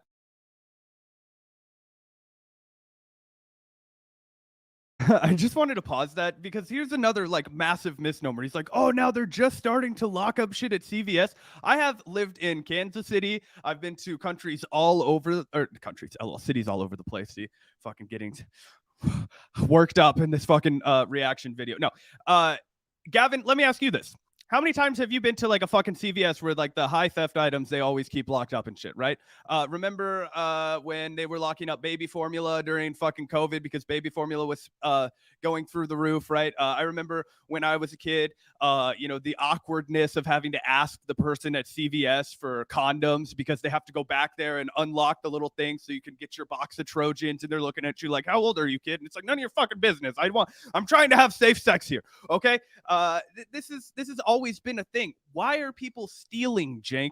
Because they don't have any fucking money. It's a real simple thing. It's like not everybody is Jimmy from Goodfellas. He just loves to steal. That's like 1% of 1% of the fucking population. Okay, people who get off on the exhilaration of theft. And guess what? You're just as lucky. You're just as likely to find a rich person that steals jeans from Lucky's as you are to find because they like it, as you are to find a poor person that steals because they like it. Most people steal out of necessity. Why the fuck would you steal toothpaste, Cenk? Because you need to brush your fucking teeth and you don't have any, right? How are you supposed to get a job if your teeth are all fucked up and smelly and you have bad breath and like all this kind of stuff, right? How are you supposed to get a job without soap? How you like? What are you talking about, dude? These are all connected and they're all financially driven. But the fact that you have absolutely no compassion for the fact that these people are driven to that by extreme need. Like, it's okay, it's all fun and games to talk about like the public jerker offers, all right? Well, a lot of people are public jerker offers even if they're not poor and homeless. Just ask Louis C.K., okay? It cost him about $100 million in half a career, okay? You know what I'm saying? There's always been the guy on the subway jerking off, or like, oh, the sex pest or the flasher. Remember the episode of The Office? Okay, guys, this has always been a phenomenon. What has changed? What has changed? One, rent prices over the last 10 years have skyrocketed. And instead of doing any actual public policy, what have we done? We've just allowed hedge funds, which with a much lower rank, to continue to buy interest rate to buy up big properties so they can charge renters more money, or they'll buy up all the single family homes and then charge people more money to either rent or purchase them. And we haven't raised wages at all. So you have a bunch of people who have no fucking money. What money they do have, they're trying to spend on a roof over their head. And if they can't have a roof on their head, then their income potential is reduced to nothing. So they have to steal their basic necessities. And you're acting like people are out here because they want to steal their Colgate. They don't want to just go up and have the money to thoughtlessly buy a tube of toothpaste. Like, this is absolutely insanely reductive. Yeah, it's crazy that Hasan has to like explain this to him too. Like, oh yeah, actually the reason why people steal shit is because they don't have the money to buy it. Like, yeah, no shit. Like, here's what a crime of desperation is, you fucking dunce. Fucking crazy. I do not believe that two things. I do not believe that there are more homeless people in front of people's houses and shit because they just know cops are not going to come and beat their asses and like, I guess, push them somewhere else. It's both. It's because the housing market is unimaginably broken, fundamentally broken. Americans think houses are not a form of shelter, but instead a way to accumulate capital. And it's an investment vehicle for many people. So you got to look. So that's one. You have to differentiate between homeless people. So affordable housing is a massive problem. Of course, you're right about that. And we're not doing anything to fix it. But so I had when I ran, I had somebody who was volunteering on my campaign who's a perfectly bright guy, got a great education in psychology, and he's a social worker, so he should be making like a livable wage, right? Here in LA. No, he was homeless. He had to live out of his car and he would go shower at the YMCA. Okay. So that guy has an affordable housing problem, but that guy's not going to throw a brick through your wall or your window. He's not going to jerk off in front of your house. He's not going to stab anyone. The guys who are doing that either have mental illness issues or are just flat out criminals, but mainly drugs, fentanyl, etc. And they, first of all, no one on Fent is stealing shit, bro. Have you? No, but they are throwing bricks through windows. I mean, why? What's the bro? Fentanyl knocks you out. What are you talking about? It's like we're talking about medical grade heroin. No shot. They're not doing any of that. It's meth, probably. Fentanyl, whatever it is. That's ridiculous that you're looping that in. But listen, it's not ridiculous. You think that it's not drugs? Drugs no, are I think giant problem in LA. I think that they're definitely. If we're a lot of these people meth or fentanyl, fine. Okay, right? here's why they're doing that. Street, I think I've talked about this a lot. That's why I said like the tier system. Okay, there's 3 tiers of homelessness. The first tier of homelessness is what I call invisible homelessness. A lot of people who are homeless, but they're couch surfing. A lot of people who are homeless, but like they at least, have some temporary shelter over their heads, right? Yeah. They're trying to make ends meet. That right. degree of homelessness is super common, and most people don't even recognize it. They wouldn't even consider them to be homeless, right? That's right. That leads to oftentimes, unfortunately, tier 2 homelessness, which is the in between having like the tent in the city or a tent in the fucking streets versus having permanent shelter over your head. Tier 2 homelessness is when you start living in your house or living in your car, and that makes it so that all of a sudden you can't actually shower, you can't hold a job, you can't even really hold a job in tier 1 homelessness as well, but it becomes even harder to hold a job. So now all of a sudden your recovery from that circumstance becomes even harder. Yep. That's usually when you start self-medicating. That's usually when you start trying to make money by selling drugs or engaging in shit. Some don't. Like engaging in like some kind of, and it's a means of survival. Engaging in something, some actions that will help you survive, help you see the next day, help you maintain the roof over your head, even if it's fucking temporary, even if it's a fucking car. And most people in that circumstance then fall into the third pit, which is tier 3 homelessness. And usually, and at this point, it is deeply traumatic. The volatility and the instability and insecurity of not having permanent shelter is so fucking traumatic that it starts breaking your brain. That's why you see the motherfuckers that are walking around the streets with like, with their dicks out and taking shits on the sidewalk and like throwing it at people, sometimes engaging in like violent behavior. Those are people, unfortunately, that don't even have a fucking tent. They're just like literally sleeping on a sleeping bag if they can find one. Those dudes have had their brains completely wiped out. It doesn't happen because those people are evil. It doesn't happen because those people are lazy. It doesn't happen because those people are immoral. That action comes, no, they're not immoral. You can't say that they are. No, you're nuts. No, half and half. Look, we agree on tier 1 homelessness. We largely agree on tier 2. On tier 3, so there are guys whose brain is fried, 100%. On those guys, I would fund mental health treatment, which we don't do, and then I would force them to get mental health treatment. So there is no, I think maybe he'll recover on his own on the streets. Yes, involuntary holds are an unfortunate necessity for some people. Yes, especially ones that do not have, especially people that unfortunately do not have like a way to even give consent in medical decisions. When you go in, but that should be handled again by social workers and not police. Okay, no problem. Okay. But the police need to be there to protect the social workers. But yes, mental health treatment delivered by social workers, we hope, but with safety. Police don't fucking protect anybody, but carry on, Jay. But when you say that it's not immorality, no, within the range of those folks who are in tier 3, there's different ranges of your brain being zapped, right? Because of drugs, mental health issues, etc. And then there's different ranges of people who choose to do it because they want to, and people who are desperate, etc., etc. You think some people don't get off on it? I think that there is absolutely maybe like a maximum of 10 trust fund kids that want to LARP like an anarchist lifestyle for the summer or whatever. And beyond that, no, these people are not in. So a guy who goes and sexually assaults a woman in the streets, he's not immoral? No, that dude is fucking gone. Like that dude is sometimes they're they gone, need but sometimes rehabilitation. they're like, hey, you know what? And by the way, yes, I do think that rapists and murderers as well deserve rehabilitation no matter what happens, because you and I have a fundamentally Yeah, of course, dude. That's insane. No, rapists should go free is not something I believe in, Jake. Okay, Come on. I know, but some do. So I just want to No, clarify. that's not true. No one believes that. 100% that to the prison Yeah, abolitionists. well, okay, well, say, hey, let them have a fucking picnic in the streets. That's not true. First of all, like I dunk on abolitionists regularly, but at least I have done some level of reading on, bullshit. Yeah, Don't give me that's this. true. Oh, I read this book, and in the book it explains why we're gonna have a utopia if we let everybody all the criminals go. And I can't believe you're making me defend reading, which is, and also defend anarchists, which I fundamentally disagree with. My point is isn't very reading. frustrating. I read for a living, Haas. I hate My this. point is that abolitionists always, who have never read any of those books, by the way, they're 200% full of shit. They're anarchists.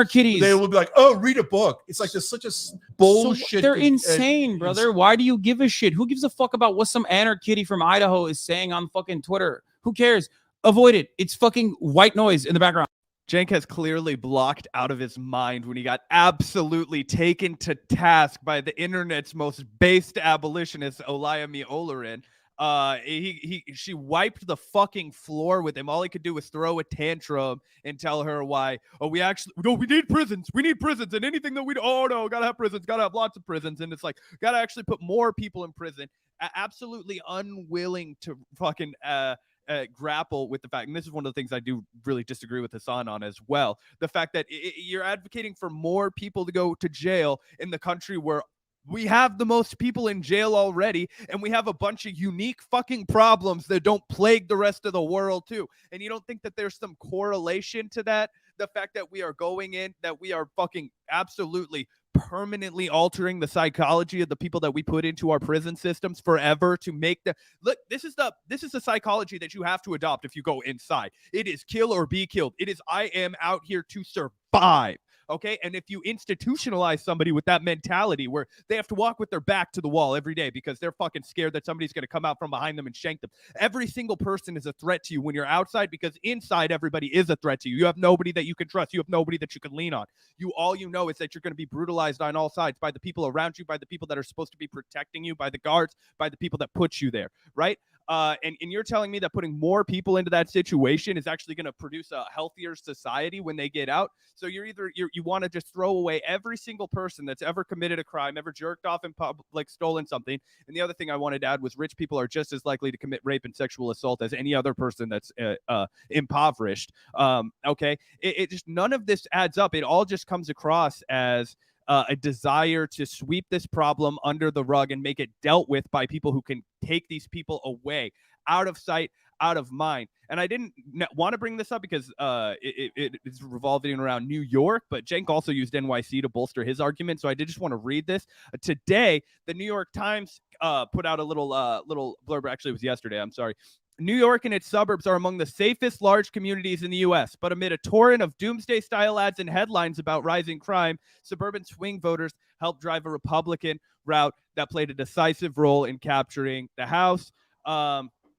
This comes out in the wake of, we had Ole on to talk about how they were doing nothing but fear-mongering about crime in the wave build up to the election. Now they want to actually give you the truth, is that these places are actually safe, right? And this is all just hysterics. It doesn't matter. Good, we agree. It doesn't matter. But like you're almost doing the same thing that conservatives do, which is like hyper focus on a straw man that is it's not a straw man. But it's irrelevant in the grand scheme of things. Right, it is completely irrelevant. People also believe in like psychic pedophile vampires. You don't see me fucking obsessing over it unless one of those people is like going out and shooting a fucking nightclub. Okay, so we're done with them since you and I are not in that. Yes. Case. Okay. But as far as abolition goes, even the concept behind abolition, even the understanding behind abolition or a rehabilitation first approach, even when you talk about like abolishing the police force, there's still some form of like democratically organized institution that is going to resemble what the police force is. So it doesn't even fucking matter. It doesn't matter. So we're not having that conversation. Even most of these people, personally, when you arrive at the truth, recognize that there needs to be a presence of a fucking organization that is democratically organized, that is still going to maintain the presence of law and order. Like, that's just how societies have to function. And there's always still going to be fucking rapists and pedophiles and people like that. And you do have to, at the very least, even if medical technology is advanced to a degree where you can like literally medically fix pedophilia or whatever, even if that is the case, you still have to remove them from society for that brief moment. So we are in agreement in all that. So you don't think help me understand your point then about like, okay, it's not a matter of morality. When it in my opinion, clearly there's a range, right? For some people, hey, it's not a moral issue, it's a mental health issue or a drugs issue, etc. And for some people, they see opportunity and they're a little bit more on this selfish end of the spectrum, and they jump on it. No, and they take advantage think of other people. And I think the people who are infinitely worse at like taking advantage of opportunities, and I'm not saying this to be like a fucking red-blooded commie here. I'm not pinko posting. I'll use terminology from your generation, but like no, the criminals are literally those who are at the tippy top, and not some fucking random brain-broken psycho. It's both, Haas. It's both. Those dudes are not making decisions that because they're like, ooh, anarchy is happening in the streets, let me go jerk off outside this fucking house. That is such a marginal approach that like hyper focusing on that person, which I'm not even sure exists. But let's say, of course, there's like different kinds of fucking demons out there. I'm sure there's a guy who is literally like that. Okay. But like that person is not the overarching majority. And if you, I can't believe I'm saying this, but like community organizers and people who specifically work on with homeless people will tell you that is not the majority. These are people who are in fucking dire conditions because of luck. There's no moral factor in play. That's some percentage. When I say no, I don't want people to misinterpret that it's none of those folks. Of course, some are in that situation. But a lot of folks, look, first of all, there's sexual assault going on all the time. Okay. Yes, especially in homeless encampments and more importantly, homeless shelters. Homeless people have an infinitely higher likelihood of getting sexually assaulted. I know we have to fix the shelters 100%. We agree on that. That's easy for us to say. Unfortunately, no Democrat can ever fix anything, and the Republicans don't want to fix anything. So that's the situation we're in. But are there people who do sexual assault in the streets of women? And by the way, you and I are both big guys. Generally, we don't experience it. We don't even recognize it, right? But are women scared to go in the streets because guys think, well, the cops aren't coming, so I'm going to sexually assault them? And is that because they're immoral? Fuck yeah, it happens. Fuck yeah, it's because they're immoral, and there should definitely, and fuck yeah, there should be consequences. As far as this conversation goes, like sexual assault and all that, if you think that police have been historically the best force at dealing with sexual assault and sexual criminals, I don't know what the best, but I think they're a start. But they've demonstrably not been good across the board. What the only impact here is that people now assume cops are purposely not even dealing with any of this at all, even though they were never really dealing with it from the beginning. We never even got to why the cops are doing that. There's two different reasons. Well, why. The thing that has changed now is the propaganda behind it. Cops have always been fucking shitty at this. Their clearance rates are awful. They're never actually solving fucking crime. They've historically never been able to, and now they have a fucking scapegoat. That's the difference. That's the only difference between cops now and cops fucking 10 years ago, is that they have a scapegoat. They can say it's because you're being offensive to us, because you're hurting our feelings, because you're defunding the fucking police, because you're not giving us enough money, when it's demonstrably false. They are getting more money. You at least admit that, right? Like, yeah. So look, have cops always been lazy? Have they never solved crime? Yes. Okay. They don't even, most of the time throughout my life, they've never even tried to solve crime. Like, we can get into, but you can't say they're solving sexual assaults when there's a national backlog of rape kits that exactly. I was gone just going to say the untested. rape kits. So I know that. So you're not going to get me to say wonderful, rosy things about cops. So, but at the same time, is it different now? Absolutely. So if somebody was breaking into a house, somebody's throwing a brick through the window, they would have come, and they are not coming now. Okay, so there is a giant difference. So why are they not coming? I'm gonna do so what? Nothing usually. But there's several different reasons. Number one, okay, their feelings got hurt over defund the police. Well, how I would deal with that is the minute I got a sense that you could prove that against one cop, 10 cops, 100 cops, I would fire them all. I don't care about your goddamn feelings. You do your goddamn job. I'm in favor of firing cops. Okay, so that's point one. Okay, we agree there. But there's more reasons. There's a second reason. Second reason is, yeah, they might have gotten more funding. They did, but they're 800 cops short in LA.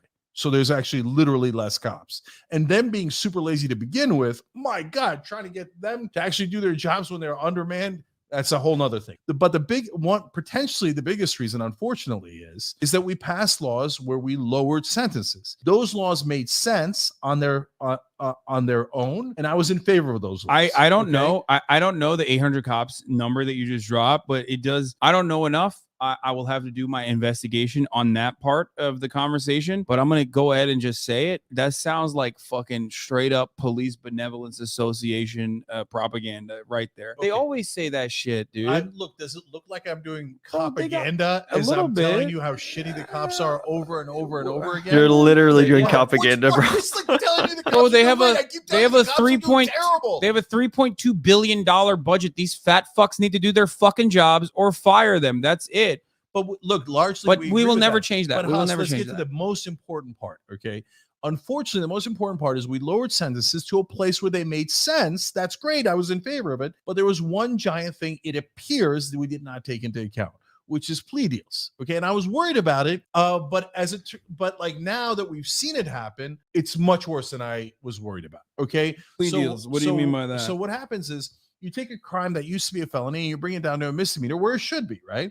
Mhm. They go into a trial and the prosecutor goes, well, I'm going to have to plea because I plea on 98% of the cases, right? Well, when I plea it down, They always, immediately- but that's always happened. that always, right? Yes. So, it's but not when new. when it was a felony, they would plea it down to a misdemeanor, and you would get an appropriate level of punishment, justice, whatever you want to call it, right? Now, when it's a misdemeanor, they're pleading it down to nothing. Probation, you walk, right? Then you add in a cash bail. Again, cash bail. No. You want to cash know bail why they're makes doing sense. that, right? You Like- do know why they're doing that. That's not because they're fucking woke, Cenk. That's because our No, it's prisons because we are lowered the overpop. sentences. No, that wasn't done because like, oh man, people are so progressive. That was literally done because our prisons are overpopulated. So what's the solution? You want to make new prisons in California? Yeah. It has the highest density of prisoner per capita. It's like literally higher So, than fucking guys, when entire we talk about- countries. no, when we talk about prisoners and prisons, so there's two giant different things that go into prison. One is a whole heap of people that smoke pot and like not anymore in No, I'm not even California. talking about But that. low-level Yeah. offenses that are bullshit, and we stuff the prisons full of those people, so people that prison industrial complex can make money, etc. So we all agree we have to stop stuffing the prisons with people who do not belong in prison. Okay, but we're talking about But- California, so why are you bringing that up? But for the people who actually committed crimes, the people that they're releasing now, I would not release. If I have to build more prisons, then I have to build more prisons. But I'm not going to let people who committed felonies, people who did domestic violence, people who did grand larceny, people who were stealing cars, raping people, murdering. And so I'm not going to let them go. I'm not going to let them go. Okay? You're tossing So if I have to multiple build more offenses. prisons, You're I'll build tossing more multiple prisons. offenses into one. So I'm saying people that actually did serious crimes need to go to prison. But when we lowered it to for some of them, it seemed like, hey, look, a nonviolent offense should be a misdemeanor. Okay, makes sense. Except then you look at LA and New York law, and as California and New York law, and as it turns out, there's tons of violent offenses that are considered misdemeanors. Like the woman, I can keep doing examples. Don't get over focused on the examples, but I'm just giving it to you. Bro, you so just can get said it. Grant. Like there's a guy who went. This man will say, I'm giving you all these numbers. Don't pay attention to those specific numbers because you might be able to fact check them. But the broad point I'm making is clear. And it's like, it's so ridiculous. This man just said he doesn't want to house homeless people. He wants to build more prisons. And then he went and jumbled in the local mentally ill man who's jerking off outside in with the grand larceny and the rapists and the murderers. Okay. It's like Gavin and I want there to be murderers out of the public fucking, a public space too, right? You have to remove people. Nobody who's a prison abolitionist just wants to legalize murder, right? We're not a death metal band. We're just fucking regular rational people, okay? But the problem is, and let me just quickly make the case for the abolitionist movement. This is something that I kind of agree. Essentially, we all know that cops came out of slave hunters, right? That we know that the entire police force of America is serving as the capitalist henchmen. They are there to protect the profit holders. They are not there to protect the people. They routinely terrorize low-income communities and make their lives worse. All of those things are true, right? And the idea of the abolitionists is that system is so broken, it is so tainted that it must be dispensed with and rebuilt from scratch, right? So let's just use a fucking incendiary analogy for a second. You guys can lose your shit in the comment section. Let's say this. Let's just imagine that it's 1948 and Cenk is saying, what are you talking about? Our entire government is the Nazi party. What are we going to do? We can't get rid of the Nazi party. Do I wish that they did some things differently? Of course. We got to stop killing the Jews. We got to stop fucking rounding up all the gay people and putting them in gas chambers. But we can't just get rid of the Nazi party. What are you talking about? No. That's what happens when you say, what do you want to do with the cops? The cops routinely kill black people fucking indiscriminately in this country. Murders happen all the time. I saw an AP News article the other day. I tweeted about, but the tweet fucked up, so I had to delete it. But this man was in Georgia. He got assaulted in a jail cell by 5 cops. He was fighting for his life. These are people who live to terrorize those communities. Those people are never going to be a part of the solution of uplifting those communities. You want to know you talk all the time about how cops don't do their job. I'll never dispute that. They don't. They're lazy fucks. What is the one thing they love to do? Whip ass. They love to beat the fuck out of poor brown people. That's what they like to do. They like to stomp people. They're bloodthirsty, godless creatures, and they need to be dispensed and removed from our fucking society. That's what I'm telling you. You want to talk about criminals? You want to talk about people who do domestic abuse? Oh, these people that come out of the woodwork and terrorize women. Those people are called cops. Okay, let me pull up this story from you guys really quickly. While Jake's making the fucking homeless people look like they're the fucking scorch, scum of the earth over here, and talking about the police as if there's some sort of solution. Let me read you this story that just happened today. It went down in Virginia, I believe, or a Virginia cop, right? A Virginia cop travels all the way to fucking Riverside in Los Angeles, right? To go and kill this kidnapped woman, right? Let me pull this up for you guys so I don't butcher this story, but this is making me so fucking angry, guys. I'm sorry I'm losing my cool a little bit. I hate fucking people that simp for the police. I really do. Breaking. Police have shot and killed a man from Virginia involved in a triple homicide that happened last week in Riverside. He reportedly worked for the Virginia State Police. Okay, so this guy is a fucking cop. He kidnapped a teenage girl and then committed murder after he stalked her and drove all the way there. And this is how they run cover for this fucker, right? Do you know how often the police fucking are involved in their own domestic disputes? There's a very popular meme about it, guys. That's how often they do. Do you know how many times they fucking kill people and get away with it indiscriminately? They'll beat the fuck out of people and then they'll get fired from one police department and immediately get hired on another. This is the massive problem, and it's a way bigger problem than the homeless people jerking off in the streets, okay? But there's no mention of this by guys like Jenks. They want to pick the fucking most fringe, mentally ill homeless person who has been beaten down by society, probably gone and got massive PTSD from being in prisons or being out on the street or whatever, and use them as the field picture for the entire homeless population. How come this guy right here isn't the fucking photo face picture of everything that the police represent? Because I guarantee you I can find a higher number of cops that terrorize people than I can homeless people. Most homeless people, guess what they're trying to do? Stay alive. Absolutely, 100% on point. Also, thank you so much, Adi the Bug Catcher, good friend of the show. Thank you so much for the $10. Gavin mentioned you'll be live, so just stopping by to say hi and send a super chat. Well, thanks so much, Adi. Really appreciate that. Also, Cenk has no substance in his prison argument, no data, no nuance, no articles, nothing to back his position. Yeah, it's truly not an exaggeration to sound like Cenk's been listening to some Bill O'Reilly or something, just straight up listening to Fox News propaganda, and now he's gone crazy as a result. Yeah, you're 100% on point, Adi. Thank you so much for the super chat.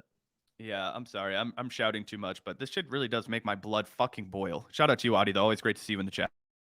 Oh, don't apologize, Zach. I think people are enjoying the energy. It's righteous fucking anger. Anyway, thank you so much, Adi. Really appreciate that. And thank you also once again, Varisha, for the $5. I'm a woman of color, and I'm more on the edge when I walk past the police than the homeless, targeting the powerless and making excuses for the architects of oppression. 100%. I mean, I'm a fucking straight cis white male, and I also am more on edge when I walk past the police or drive past the police than I ever feel when I encounter any homeless people in Kansas City, without a doubt. And in fact, whenever I do encounter homeless people, they're always super fucking nice. So yeah, 100% Varisha. Yeah, I mean, like I said, people are pretending that because Gavin, oh, you guys must live in the suburbs. Like, oh, we live in the most urban part of Kansas City possible, downtown as fuck. Our zip code is 64101. You guys want to look at it on a fucking map, okay? It's absolutely ridiculous that Gavin and I don't see homeless people, that we don't engage with homeless people, that we don't talk to homeless people. I see them every single fucking day. They're just regular people that live in my community. And just the other day, every time I drive to fucking the west side where Gavin and I live, I got to get off of I-35. Every single fucking day, I see the group of individuals that are over there. They're like, warming their hands over a fire. They're keeping their shit away from the rats that run around. That's how you know we're not lying about living in the city. Fucking rats everywhere, outside even. What do? They don't fucking hurt anybody. They do absolutely nothing except try to survive. It's just absolute lunacy to think that these people are the purveyors of the violence in our society, that they're the root cause of some sort of problem that is happening. No, these are the most vulnerable fucking people. All they want is a fucking place to live and food to eat. And yeah, sometimes you're pushed to do fucking insane things to survive, right?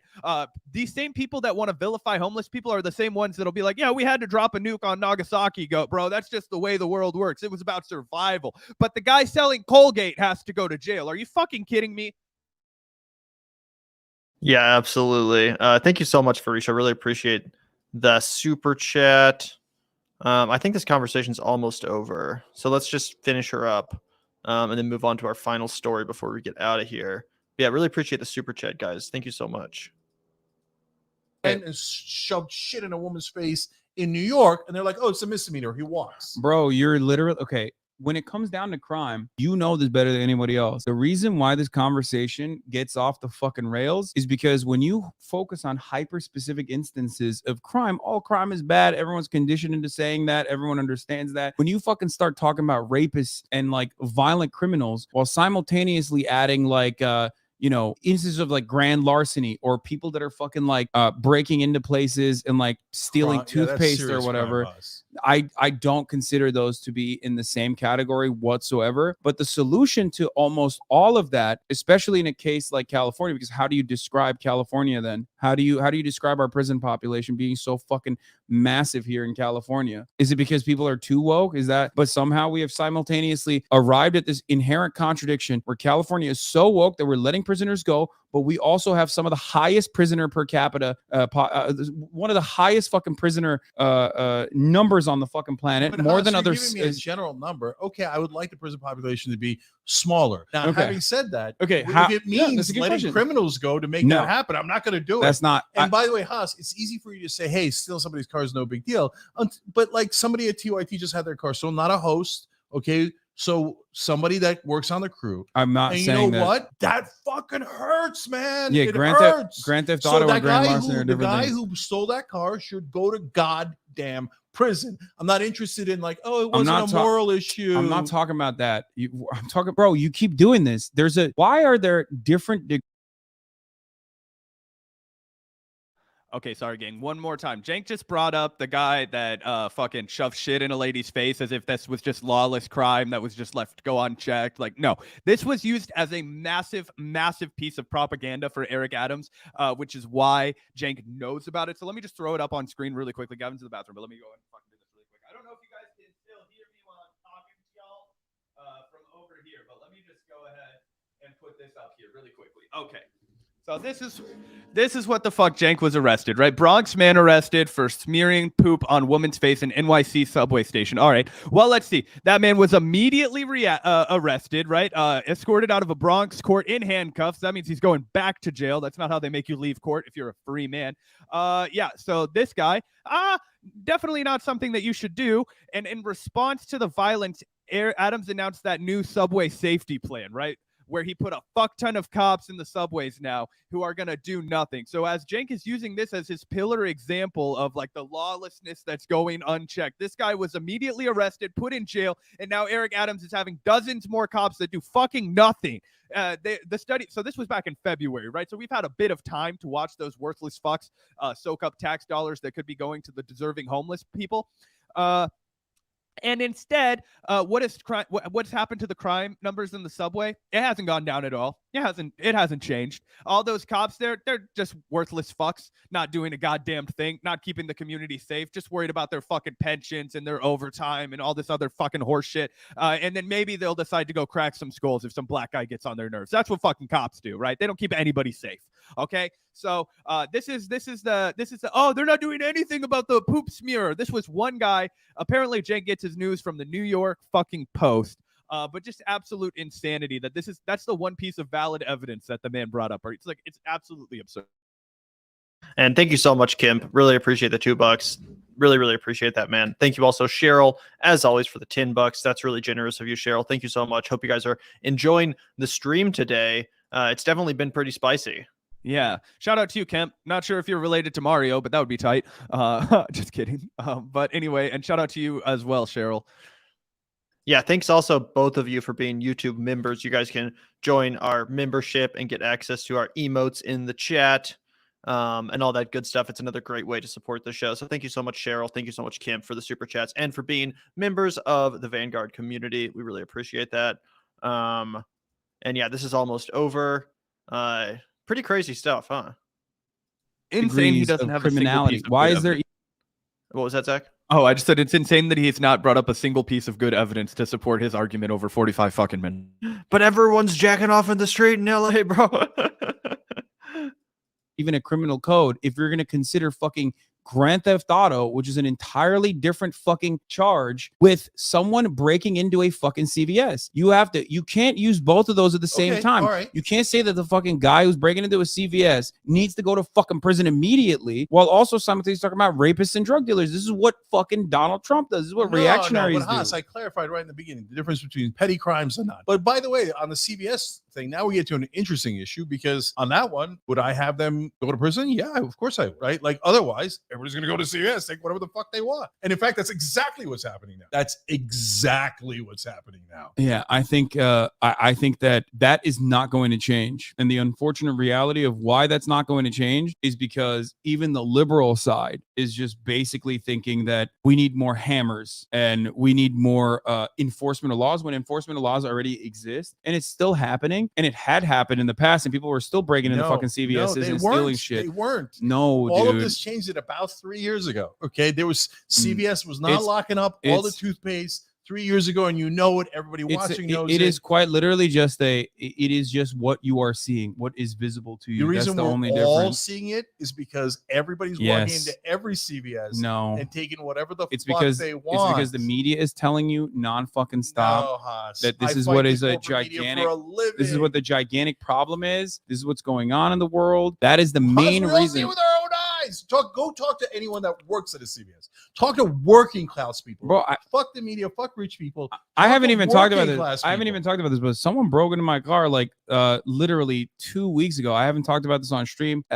I get it. I understand. Crime is a major component of living in an urban environment, living in a big fucking city, and it is definitely something that impacts every single person. I understand that. Okay. I, at the very least, am seeing that as a reality and not saying we just have to live with it, I guess. Oh, lol, take the L. That's not what I'm saying. I mean, I can take it, but others can't, obviously, understandably. My frustration is that there are demonstrable, successful methods of dealing with the issue, because I don't think this issue is starting or stemming from a point of a lack of enforcement, but instead because people are literally suffering. They're not rich. They're not middle class. They're not having a good fucking time. Nobody steals toothpaste from CVS while they're fucking rich. As a matter of fact, when rich people do it, they're just like, oh, that's just a kleptomaniac, lol, whatever. They let go. When a celebrity fucking steals shit from a store, they let go of that person, because that person is not stealing out of need, out of necessity. Easy. That's easy. But Haas, you think that it's just because people need it? Yeah, I get it. Rich people steal less because they don't need to. No, they're not stealing. They're not stealing Gucci handbags because they need the handbag. They're stealing Gucci handbags because it's the easiest to fucking sell to a fence, because a Gucci handbag gives you those money. Guys are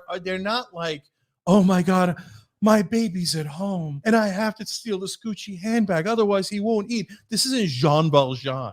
It's guys in the neighborhood who are going, hey guys, it turns out we can steal things. Let's just go grab it. Yeah, because they're fucking broke and they have no prospects for the future. They're making a decision to steal from other people. because they're fucking broke and have no prospects for the future. And so what you need to do with those people create opportunities for them and in the also long term, ensure that they have prospects for the future. Of course. Look, in the long term, create affordable housing for homeless people, create opportunities, lift up wages, etc. All of that we agree on, right? Okay. But in the short term, I'm not saying take that guy and put him in prison for 28 years because he took toothpaste from fucking CVS, right? But what I am saying is, let's get back to sanity where there were some consequences. So why do you but you're still not answering. There were consequences. But you're still that not. guy would go to prison. And he would have trouble getting to a position where he can get out 1 minute later. Here's what's happening. You are still not answering. You are still not answering one main question that I have. If this is the case, if we are just like letting people go, okay, why the fuck do we have such a massive prison system, such a massive carceral state that is like insane? By the way, in California, I have a friend who went to prison in California, was in Los Angeles County Jail. It's basically, once you're in that machine, it is virtually impossible for you to come out of that not being a bigger criminal than you entered. Yeah, we have to fix the prisons. There's no question about that. And I don't say that blithely. I say it like, no, we actually have to fix the fucking prisons, and no one ever does it, right?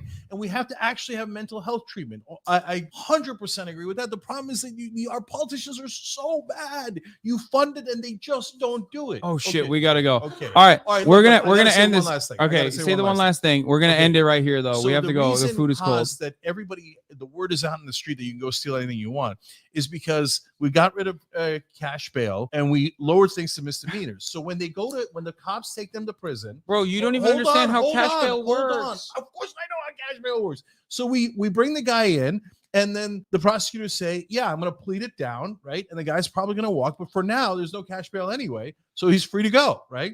So the cops walk them in and they walk them out. They walk them in and they walk them out. Eventually, the cops go, what am I walking them in and out for, right? And so they're not responding. That is definitely happening, okay? And then everybody goes out and tells their friends, all right, I just got to jump in here. Cenk is literally simping for cash bail, one of the most elitist, undemocratic, fucking just crazy policies, right? And we had Ole on to talk about this after she fucking spanked him. Apparently, he forgot everything she taught him a few weeks ago. But the only reason we have cash bail is supposedly to make sure that people return to jail, right? Like that they actually, or to court, excuse me, right? But it is completely antithetical to everything we understand about the American justice system, is that we're all equal under the law, right? Because a rich guy gets to go home. Rich guy's got access to, 200 grand in dispensable card. He can rape somebody in the street and go home on his bail charges, right? But this broke guy, he probably can't even get his hands on $500 for bail, right? So what people say, oh, well, that's not fair. Let's just get rid of that, right? Absolutely insane. I got one more point, but let's let Cenk finish. Yeah, absolutely. And also thank you so much, Bookworm Skates. Really appreciate the $1.99. Cenk is a Bill Maher conservative. Yeah. When it comes to this issue, for sure, there's some other issues where Cenk's admittedly quite a bit better than Bill Maher, I would say. Like, he wasn't out here simping for Amy fucking Klobuchar when Bernie Sanders was running for president. So, I don't want to just be totally reductive here, but when it comes to this specific issue, abso-freaking-lutely, he sounds exactly like that kind of Bill Maher. Just his mind has been fried by mainstream media talking points as it relates to this specific issue 100%. Yeah, absolutely. Shout out to you, Bookworms. And shout out to you, Audie the Butt Catcher. Yeah, it's hard to stay calm listening to Cenk's BS. 45% of inmates last a month went in for drug off, 15% for minor arson, 8% for indecent exposure. That's 68% that shouldn't be in. Yeah, exactly. 100%. Yeah, thank you so much, Adi. And it is hard to stay calm listening to Cenk's BS. I was watching this. This is the second time I've seen this debate. I was watching it last night for the first time, and you should have seen my fucking face. I should have waited to watch it because you should have seen my fucking face. I knew what's coming this time. But last night I was just like, what are you fucking saying? 100% Adi. Really, really appreciate the super chats as always, man. Yeah, absolutely. Oh, it turns out they can't even put you in prison anymore. Now, by the way, sometimes people do, if they've committed a serious enough offense, bro, when the prosecutor actually cares, and it's in the right bracket, they actually do prosecute 3 months later, 6 months later. No cash bail. No cash bail just puts the leniency in the hands of the fucking judge that decides whether someone is a flight risk or not. That's it. What you're frustrated by is like judges, I guess, not assessing adequately when someone is a flight risk or a risk to public. That's what you're saying. Because no cash bail, and you're framing on this is super right wing. No cash bail does not fucking mean if you're a rapist you get let out immediately. No, I didn't say rapist. Or okay, if you've stolen shit, you get let out immediately. You know you do. No, dog. It just depends on if you've stolen multiple cars and then you still are able to be on release because there's no fucking cash bail. That simply states under $1,000, you're not going to jail, and you know. Okay, well, that means when last thing, when you pass a law saying basically, in essence, because of pleading down and all the things we've talked about, that if you steal under $1,000, you're not going to jail. Do you agree that people will steal under $1,000 infinitely? Like that, people will go and steal shit under $1,000. Maybe. But 100%. But no one is stealing under $1,000 unless they fucking need to steal under $1,000. No, you're making it seem like, oh, that's crazy. Jean Valjean. No, no, I know. Yeah. Once again, completely misunderstanding crimes of fucking desperation. You know why there's less people that commit crimes in, say, Sweden or Norway compared to America? It's not because they have bigger police budgets or more prisons. We're the most incarcerated country on earth. The reason why there's less people committing crimes in those countries is because their basic needs are fucking met. Those countries provide a decent standard of living, a bare fucking minimum social safety net, which prevents people from falling into those behaviors that we're all capable of falling into, given those circumstances, given the desperation and trauma associated with literal fucking desperation. Again, countries like Sweden and Norway, it's not like they just incarcerate their way out of these problems or add so much money to the police budgets that the cops, sweep all the criminals off the streets. No, the reason why those countries are beautiful and clean and safe is because they meet the basic needs of their fucking citizens. Yep, 100%. And this is Cenk trotting out his neo-Hobbesian bullshit, which is why he's not an authentic leftist. His view of humanity, his view of the human experience, of the way that he thinks people function, is inherently antithetical to the left-wing project, right? His idea that everybody is inherently wicked, that everybody will just be evil, that the only thing that separates us from fucking just killing each other and pillaging everything is the fucking police department. Like that outlook on the world, it breeds every single one of his horseshit conservative opinions, right? The thing is that actually, if you look at societies, right, and you look at the way people function, you look at egalitarian societies, no cops, right? Sure, occasionally there will be a bad apple, but it's not like everybody's running around acting crazy, right? Like, obviously there are instances of people who have a brain chemistry that is fucked up and they will do bad shit and they will feel no remorse for it. And yes, you do have to have institutions in place to deal with that, right? However, what you do not have to do is base your entire society and pretend that we're all psychopaths and that we all have no remorse and no empathy. No, that's not how people exist. If you give everybody resources, if you take care of people, guess what? 99 times out of 100, you have good people that just say, oh, wow, thankfully I have all of what I need. I don't need to take from anybody else. What causes this kind of shit is the vast disparity in wealth, the vast disparity between the haves and the have-nots. Okay, I can't pay my rent. I don't have fucking air conditioning or heating or food or electricity or Wi-Fi or whatever. And this guy's driving around in his fucking Rolls Royce with a fucking at his third vacation house and X, Y, and Z. It's like, yeah, I'll go steal a fucking Gucci handbag. How's that any different than the wage theft that the fuckers that run Gucci do when they fucking make their shit in a sweatshop and then sell it for fucking $2,000, right? Like, are you kidding me? So this is where you're never going to get anywhere with Cenk, because he has to change his entire view of humanity in order for this to come around. And it just shows how fucking delusional he is. And honestly, it's very sad. I would hate to have that view of humanity. Also, you want to talk about wage theft? We're looking at a fucking union buster. We're looking at a fucking union buster. This guy's a fucking criminal. This guy's a fucking thief of other people's labor and of their fucking wages. It's unbelievable. 100%. know they're in tough situation, I don't think but a lot of people are like, let's just go get shit. That's real world. That is insane. We do not live on the same planet. You think they're not thinking, let's just go grab stuff? You and I do not live on the same planet. If you think that there is like massive amounts of people who are like, let's get together. I'm a CPA. I have not a job. A CPA, dude. I know that a lot of people are in tough times, but it's like you're making it sound like you they think have no other choice and No, they had to do it. Meanwhile, the guys what who is are the doing other it half the choice? time are laughing What- their what- ass off, going, turns out shit is free now. Okay, like that's Okay. because Okay, you're being that is patronizing. no. You're being patronizing, like they're saintly, and they would never do I anything never said that- immoral. No, I never said and that they they were were saintly. just downtrodden. I did not So say that I'm they were saying, saintly. Yeah, of course, a lot of people are downtrodden. No, I don't think that they're but the saintly. immoral ones are going. It turns out I could just steal shit now, and I'm going to. You don't think Bro, that's immoral? I never said that they're saintly.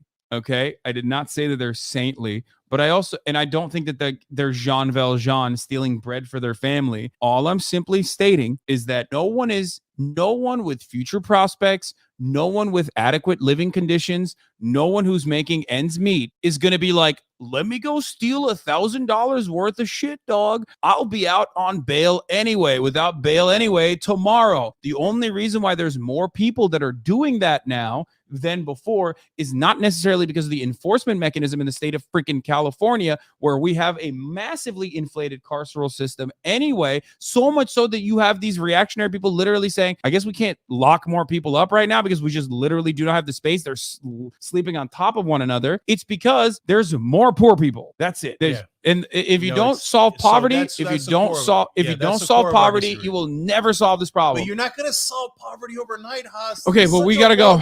But we have to go. We have to go. Okay. Unfortunately, we have to go. We're being super rude to the family. They said the food is cold. So one last thing I wanted to round that out on is Cenk said, oh, I'm not talking about rich people that are worried about crime. I'm talking about the working class people that are talking about crime. This is what they want. And I just wanted to throw up one image for Cenk about what the working class actually wants. Fucking largest fucking protest movement in American history. It was all about what? It was about defunding the fucking police. It says it right there on a big ass sign. I saw about 10 million of them. I held one. Actually, mine said Derek Chauvin should fry. But fucking, hey, to each their own. Yeah. Absolutely. So definitely a good debate. I'm glad they were able to have that discussion, as frustrating as it was. And I thought that Hasan did a pretty good job dispelling with a lot of that propaganda. It's insane that he had to literally explain homelessness to his uncle and be like, yeah, these people aren't committing crimes because they fucking want to be. No one wants to be committing crimes. As someone who buys their own fucking toothpaste, I can tell you that I'd rather spend the $5 that it costs for no fucking reason, thanks to inflation, than fucking steal it. You know what I'm saying? Like, no one wants to be a fucking criminal. No one wants to get weird looks from other customers in the store as they, see you slip some toothpaste under your shirt or whatever the fuck. Like, no one wants to have that social stigma associated with being a criminal or being a poor person. Of course not. So it's just ridiculous to say that, more incarceration, more cops is the solution to this problem. Not, for example, a UBI. You don't think if people had a UBI, they would just be buying their fucking toothpaste? Of course they would. So pretty insane stuff, but needless to say, a good debate regardless. Yeah, absolutely. Always fucking interesting to watch all of the progressives come out and simp for the police and simp for the prison state and fucking talk a bunch of shit on the homeless people. Like, I mean, is that where your priority are? You see that these are the very clear things you could do to eliminate this, right? We make housing a lot cheaper. We set rent control up. We say, hey, real estate or venture capital or hedge funds or whoever the fuck is investing in properties instead of to make them a home, but to make them like a long-term investment. We say, hey, you can't do that shit anymore. This is not an investment. This is something that people need to live and survive. In the same way that I don't believe that healthcare should be for profit, I don't really believe that homes should be for profit either, right? And at least when we're talking about for the average person, like I get it on the margins, like, okay, I'm not really like fucking crying over a rich person that has to spend like, on their second home or whatever. But I mean, for the vast majority of the regular people in this country, like, you should just have access to homes. And we used to do that as a country, right? We used to build homes and we used to really regulate, how it was done. And it was like everybody in America that was working class could have like a fucking, family home and a car and whatnot. And obviously we didn't extend that to everybody. That was a huge problem in the 50s, is there was not that opportunity for people of color, obviously. And that was a big part of the wealth gap that was built and yada, yada, yada. But those same ideas can be applied in an egalitarian fashion where we actually make homes affordable for people. And if we did that, we started providing everybody with health care, we started giving everybody access to mental health, we wouldn't need to build those fucking prisons, Cenk. So why would we just preemptively build all these prisons and throw a bunch of people in them? Oh, just temporarily until we sort out all this other shit. It's like, no. Yeah, wouldn't the money be better spent to hand out sample-sized toiletries instead of more cops? Absolutely. Almost anything would be a better use of money than having more cops, because we've already illustrated they don't fucking do anything, right? They don't fucking do anything. Kansas City has a very high murder rate per capita, right? Way more than LA or New York City. Way more. We're like slightly behind St. Louis, which is number one. And then you have some places in Louisiana that get really rough. But we're in like the top 5 or 10, depending on how you look at it as a city, right?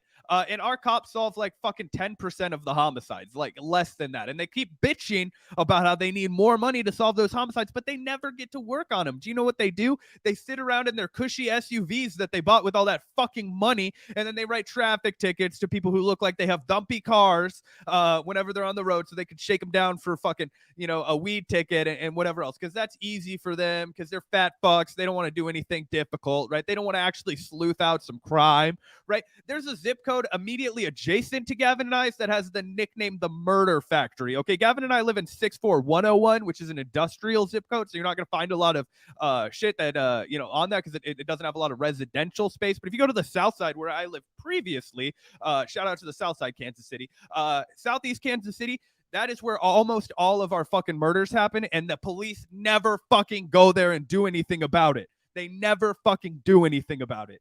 They just write off that part of town because it's not an economic hub, right? So if they go there, it's to do broken windows policing, beat some people up, and then fucking not do anything else. Yeah, and guess what? We keep fucking raising their budget every single year, regardless of the fact that they fail to make the murder rate go down, they fail to do their jobs, but they keep getting more and more money, which proves that doesn't fucking work. We can give them all the money in the world, give them $1 trillion fucking dollars. It wouldn't make a goddamn difference. So yeah, definitely an interesting debate. I know we had a couple more stories we wanted to briefly talk about. Did you want to talk a bit about this Julian Assange story, Zach? Yeah, absolutely. And I can throw it up really quickly.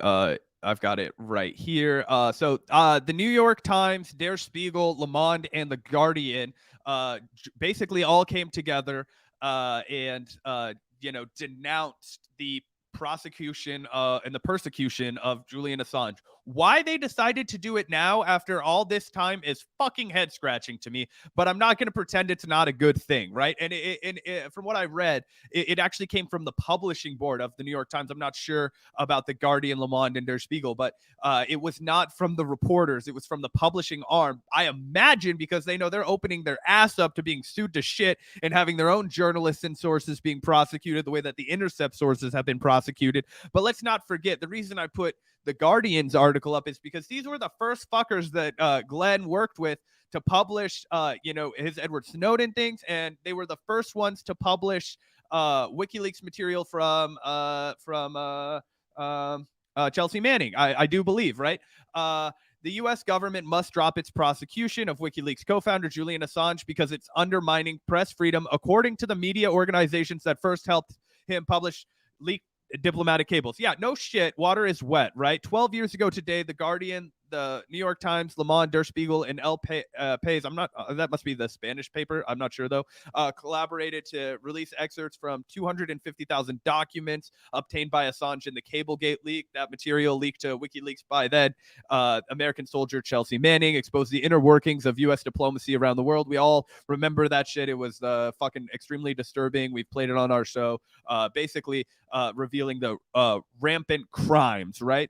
And it goes down to say under Barack Obama's leadership, the U.S. government indicated it would not prosecute Assange for the leak in 2010 because of the precedent it would set.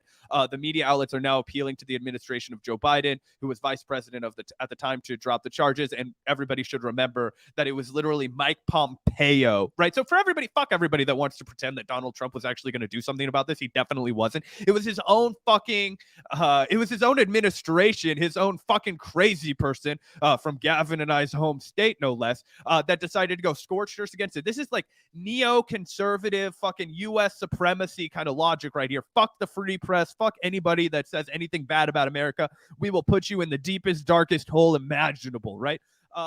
And so, yeah, why now, after all this time, after the fucking extradition appeals and everything that's happened after he's been held in Belmarsh prison for all this time. Why the fuck is it now happening? I don't know. I won't lie and pretend I understand their grand rationale. I imagine it's because they realized this shit was the chickens were gonna come home to roost. This was gonna catch up to them. But I guess it's better than nothing. What did you think, Gavin? Yeah, I agree. It's better than nothing, but it is odd that they waited this long and just sat idly by as Julian Assange was tortured for like a fucking decade and imprisoned for like a fucking decade. It still is. In order to take this obvious stance and one that's so relevant to their own goddamn profession. So that is pretty mind blowing, but I guess better late than never. Totally insane that it took this long, but at least, yeah, now the Times and a couple other companies are coming out here, and sorry, the Guardian, the New York Times, Le Monde, Der Spiegel, and El Pas, or however you say that. Yeah, I better late than never, I guess. Yeah, it's just shocking that, you know, as you mentioned, the entire time he was in the Ecuadorian embassy in fucking England, where where the Guardian is fucking headquartered. I mean, it's absolutely insane that it took all this time. Like, they should have been campaigning every single fucking day since he had to go into the embassy to free this man. This is, as you mentioned, 10 years too late. It's also fucking shocking that they didn't come out and do this when he was ripped from the fucking embassy and brought into Belmarsh prison to rot while he waited for years to have what would be an absolutely unfair political show trial in the United States if he was extradited. And they didn't even, and this comes in even after the ruling in at Belmarsh, when they before they had to appeal it, and now it looks like eventually he'll fucking go to America unless something dramatic happens and the United States drops the charges. But even before then, they basically found in the British High Court that the United States was allowed to fucking extradite him based off of these crimes, because it's important to remember the UK is our little bitch, just like Australia, New Zealand, and basically every other EU country. That's just how the United States treats them, and that's how they fucking behave as a result. They said that this was all just and righteous, except for the high risk of suicide and death in the United States prison system. That was why they didn't extradite him originally. So they had to go back and get all these assurances from U.S. prosecutors and diplomats and whatnot. So it's absolutely absurd that even when he was formerly basically imprisoned in the Ecuadorian embassy and now legitimately imprisoned with no trial. Absolutely insane that just out of the blue they decide to do this. And I can only imagine it was for the most selfish reasons possible. Yeah, 100%. Pretty crazy. Hopefully it leads to something. Yeah, hopefully it leads to something. Although I remember we talked to Glenn the last time he was on our show about this, and he kind of predicted that, yeah, eventually Assange would be freed, but that it's almost meaningless now because so much damage has been done. I mean, he's been psychologically and physically tortured for so long now. I mean, that he's basically probably a husk of his former self. Even if they do release him, even if he does get pardoned, the precedent has still been set. There's no going back on that, right? It's pretty clear what happens to people that blow the whistle and reveal the truth about the U.S. empire, which is the real depressing thing about this. Even if the free Assange advocates succeed and he's freed, the precedent's kind of already set. Oh, yeah. And that's a great point made by Glenn. They fucking psychologically destroyed this man. The fact that he's been able to stay at all lucid throughout all of this, and the fact that he can still communicate, and the horrors that have been done to this guy, it's absolutely insane. And it's only compounded since he's been in Belmarsh prison. So, yeah, I mean, it's absolutely insane.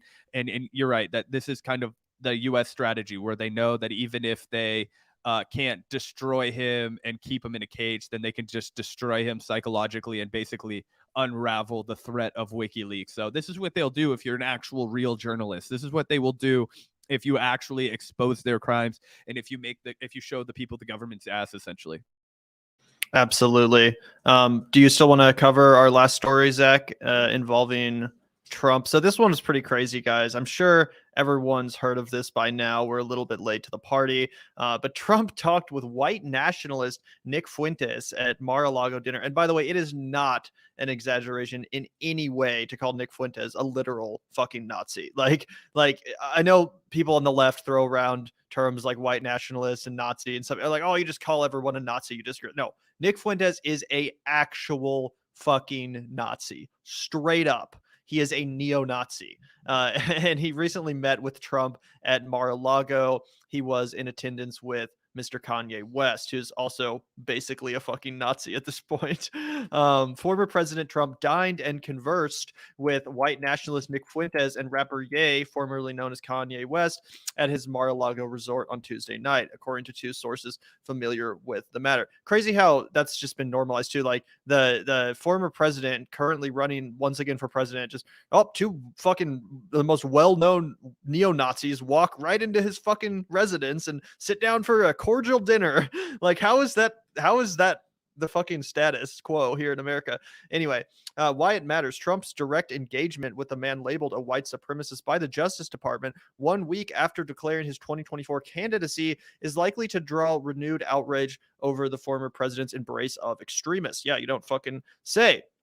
Fuentes, who frequently promotes racist and anti-Semitic conspiracy theories, had been spotted with Ye at Mar-a-Lago, but reports erroneously suggested he did not have dinner with the former president.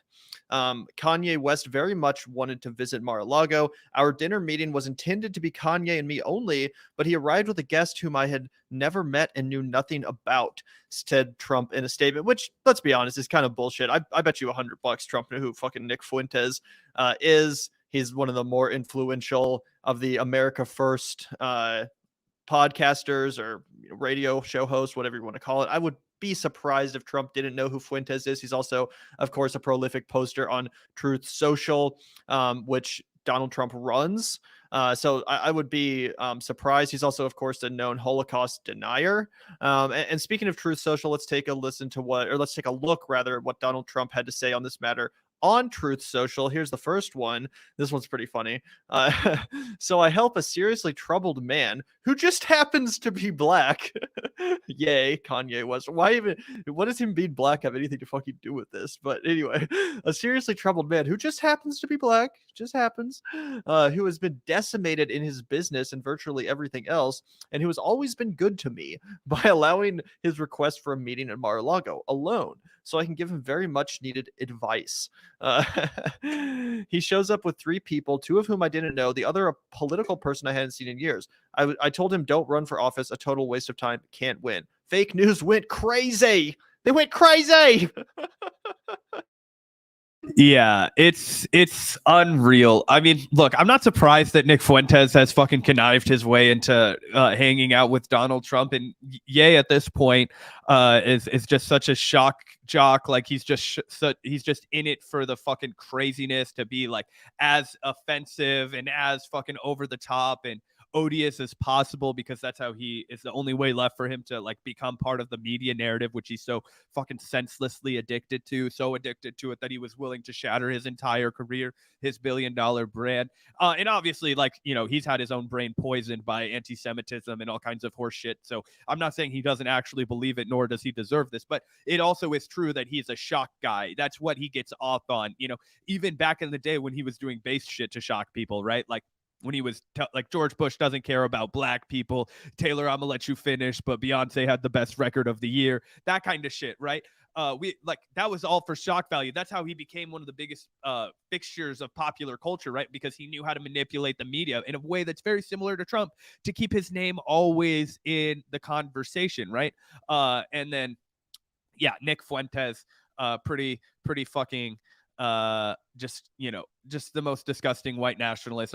We've reacted to like a few seconds of that man in the past, of like his worst moments where he'll just go mask off, full on white supremacist. So there's really no denying it. I also saw a couple of people being like, a black guy and a Hispanic man, how can they be white supremacists? Like, I would just add that, you know, if you specifically for the Hispanic population, there are tons of white people that went and tried to take over Central and South America. I don't know if you've ever heard the name Giannina Áñez, but she did an entire fucking coup in Bolivia as a blonde-haired white lady, and yes, they still will identify as Latin or Hispanic. Also, who was the president recently that came out and like condemned Wakanda Forever for only having like dark-skinned Hispanic people, and saying that it was like dividing the Hispanic people by not having you know, enough white-skinned Hispanics represented, and that kind of shit. So pretty ridiculous. Yeah. It's fucked up how tolerant the racist community is. They don't care what race you are as long as you're being racist. Yeah, that's fucking dead on.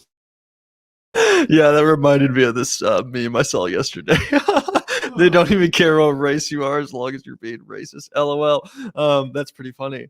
But yeah, there's another statement that Trump also put out on Truth Social, because again, this created quite a media firestorm. Trump was even being called out by a lot of his own supporters in right-wing media, people like Ben Shapiro, stuff like that, which we'll get into in a second. Trump says, Ye, formerly known as Kanye West, was asking me for advice concerning some of his difficulties, in particular having to do with his business. We also discussed, to a lesser extent, politics, where I told him he should definitely not run for president. Any voters you may have should vote for Trump. Anyway, we got along great. He expressed no anti-Semitism, and I appreciated all the nice things he said about me on Tucker Carlson. Why wouldn't I agree to meet? Also, I didn't know Nick Fuentes. Obviously, you shouldn't agree to meet this guy if you're running for fucking president. He's currently the most well-known anti-Semite in the goddamn country. Like, that's pretty obvious, bro. Like, when you meet David Duke for fucking dinner and have a nice, cordial chat about business, not that Kanye West is literally as bad as fucking David Duke, but the analogy still stands. You probably wouldn't do that for obvious fucking reasons if you're seeking the highest office in the land. But of course, this isn't really that surprising. Steve Bannon literally ran Trump's campaign, and he's also one of the most well-known white nationalist neo-Nazis in the fucking country. So, save me the shock and awe from some of the people that, oh, Donald Trump would fucking meet with a white nationalist. Donald Trump would dine and hobnob with racist people. What a fucking shock. Like, Trump himself is one of the most well-known white nationalists in the country. So it's really not that surprising. However, some people like Ben Shapiro seem to really be clutching their pearls over the notion that Donald Trump, a racist, an anti-Semite, what? Donald Trump? Are you sure? He says, a good way not to accidentally dine with a vile racist and anti-Semite you don't know is to not dine with the vile racist and anti-Semite you do know. And that's not a bad point. Of course, it's hypocritical. And of course, Ben Shapiro has happily looked the other way as Donald Trump has demonized many marginalized community, from the immigrants to the trans community, etc. But as soon as the right wing starts attacking his community, the Jewish people, now it's a problem. Now we got to get up in arms and start, pearl clutching and virtue signaling about how woke we are and how, concerned we are with social justice issues as soon as it's my community under attack. Fuck trans people, though. Fuck immigrants. Fuck all the other marginalized communities. But you better not touch the Jewish people. You better not touch my fucking community. Yeah, I mean, that is just of white supremacists. They hate everyone. So it's like, why would you ever fuck with, besides like, other white Christian ethno-nationalists and shit like that. So yeah, I mean, Ben Shapiro always makes excuses for fucking white supremacists. Not exactly sure what he expected when Ye started to make his hard pivot, and start. I just, I don't know, because he was very into elevating Kanye in the early stages of this. Ben Shapiro loved what Kanye was when he was like wearing his MAGA hat and he was like, slavery is a state of mind and like all this kind of shit. They love that over on the right wing, the Daily Wire and all those fuckers on, they parroted the shit out of Fox News, everybody. So the fact that you just couldn't see the writing on the wall is that they were just going to go keep on getting crazier and crazier and crazier. Pretty freaking hilarious. I did have one other tweet I wanted to throw up really. You can do this. I got this one right here because it shows just exactly where the fuck the Republican Party is going to go. Or excuse me, centrist commentator Tim Pool now hanging out on a private jet. I don't know who the fuck this twat is over here. That's Nick. Oh, is that Milo? Okay, that makes sense. I think that is Milo Yiannopoulos. This is Nick Fuentes over here, and Ye, obviously. And then if you look really in the background, you can see like Tim Pool taking a picture of both of them while they're on a private jet. Pretty fucking hysterical. One, you can clearly see that Kanye hasn't lost enough of his wealth. He's still able to fly private on a private jet. So we still have more to do to get this man to destitution for the fucking but anyway. Pretty shocking that everybody's just willing to go down this rabbit hole. Like Tim Pool is going to go ahead and pretend that these people have something rational to say about America, when in reality he's just getting in bed with the most vicious anti-Semites and honestly white supremacists. That's what's crazy about it. Nick Fuentes is an unabashed white supremacist, right? But like he's gonna probably start using Kanye as like a shield from those criticisms. Oh no, I'm worried about the freaking cabal of the fucking power holders and the the globalists and the new world order and all that kind of shit. That obviously just means like the Jewish people and fucking all that kind of other shit. Very disturbing to see Tim Pool, and not surprising, but just disturbing to see this guy who gets normalized all the time as like being a rational centrist by people like Joe Rogan on these massive platforms. And he's got billboards all around different cities. Oh, tune into Timcast and all this other shit. Absolutely insane to think that that's just acceptable. Right. And honestly, I don't think they are mentally ill. I mean, obviously Kanye West is mentally ill. There's no doubt about that. But Nick Fuentes, he's just a fascist. Not all mentally ill people are fucking Nazis. Like, I know mentally ill people. They're not out here talking about the fucking Jews and the, women need to be burning to the stake if they commit adultery. Like, Nick Fuentes is literally a fucking fascist. Same with Milo Yiannopoulos, and apparently Tim Pool too, if he's just chilling with these homies and hanging out with them without any issue. So I don't think they're mentally ill. Some people are just fucking fascists. It's that simple, and we need to reckon with that, I think. Although it is definitely sad, no doubt about it, that they've become so normalized on the right wing. But Ilhan Omar is the problem. Rashida Tlaib and her criticisms of the Israeli government, that's the problem. That's anti-Semitism, not literal fucking Hitler rhetoric. Also, I wanted to take a look here. As I said, Ben Shapiro, one of the people that's out here calling out Kanye and Nick Fuentes and Donald Trump for associating with them. Kanye has since deleted this tweet, but after the tweet that I put up on screen a couple minutes ago, where where Ben Shapiro was calling out Trump for meeting with known white supremacists and anti-Semites, Ye tweeted, Ben Shapiro starvingly accepts $100,000 from one of my opponents and then tries to trash me, referring to the fact that Ron DeSantis paid over $100,000 to advertise on the Daily Wire.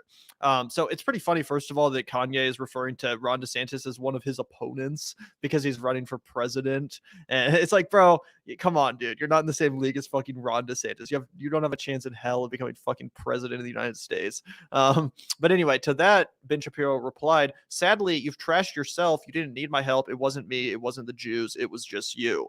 So we're definitely seeing the civil war on the right wing continue to escalate. Kind of between the DeSantis crowd and the literal fascists in the Donald Trump and Kanye supporters. Not that the DeSantis people aren't also fascists. They are, by the way.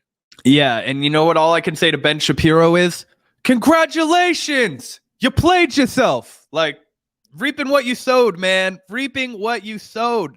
Why elevate this man after he starts saying the most odious, disgusting shit? This is what happens. They get like more and more deranged and crazy. And just to respond to the chat a little bit, Nick Fuentes does sound deranged and hysterical and fucking crazy, but it's not because he's mentally ill. It is because he is a genuine white nationalist. He is a genuine fucking anti-Semite, that is his 100% his politics. And not only that, that is the rabid fucking politics of everyone who tunes in and listens to him. That is his core bread and butter. The people who are just downright blatant, clear as day racists. Absolutely. And the last thing we'll watch before we get out of here is the little video Kanye put out after meeting with Donald Trump. Have you seen this yet, Zach? It's pretty funny. Oh, no, I didn't see. Okay, are you going to play the clip? I think the thing that Trump was most perturbed about, me asking him to be my vice president, I think that was like lower on the list of things that caught him off guard. It was the fact that I walked in with intelligence. So Trump is really impressed with Nick Fuentes. And Nick Fuentes, unlike so many of the lawyers and so many people that he was left with on his 2020 campaign, he's actually a loyalist. When he didn't know what the lawyers is, you'll still have your lawyer list. And when all the lawyers said, forget it, Trump's done, there were loyalists running up in the White House, right? And my question would be, why, when you had the chance, did you not free the January 6ers? And I came to him as someone who loves Trump, and I said, go and get Corey back. Go and get these people that the media tried to cancel and told you to step away from. He basically gives me this would-be mob-esque kind of story. talking to some kid from the south side of Chicago trying to sound mobby or whatever. He goes into the story about all that he went through to get Alice Johnson out of jail and how he didn't do it for Kim, but he did it for me. But then he goes on to say that Kim is a you can tell her I said that. And I was thinking, like, that's the mother of my children.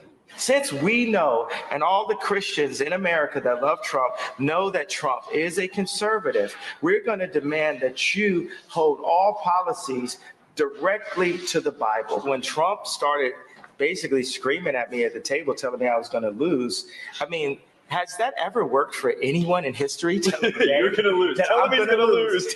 I'm like, well, hold on, Trump. You're talking to Ye.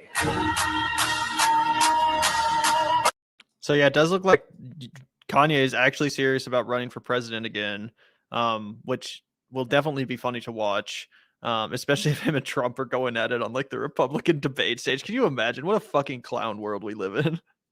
Bro, I just, oh God, it's so fucking hilarious to even think about that. Just, I would honestly, like, as fucked up as it sounds, I would have loved to have been a fly on the wall in that fucking meeting, dude. Like, I would have loved, you know, because like fucking, you know, Kanye getting outraged that like Trump calls Kim Kardashian like whatever blurted bitch, whatever the fuck, you know, guy, like coastal elite or whatever, and then you know start screaming at Kanye about how he's gonna lose it. I just want to know what it's like to be in one of those rooms with just so much crazy. Like that would give me years of material on the podcast. Just 30 seconds in that room of watching those people behave.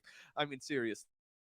Yeah. And the only person in Republican politics that's just as narcissistic and insane as Donald Trump is Kanye West. So these guys fucking deserve each other. I hope we get to see them both on the debate stage. That would be insane. Would they let him on? I mean, they have to let him on the debate stage if he's polling at a you know adequate percentage point, right? Like, can you fucking imagine Donald Trump versus Kanye West on a debate stage just trying to out crazy each other? What a fucking shit show that would be.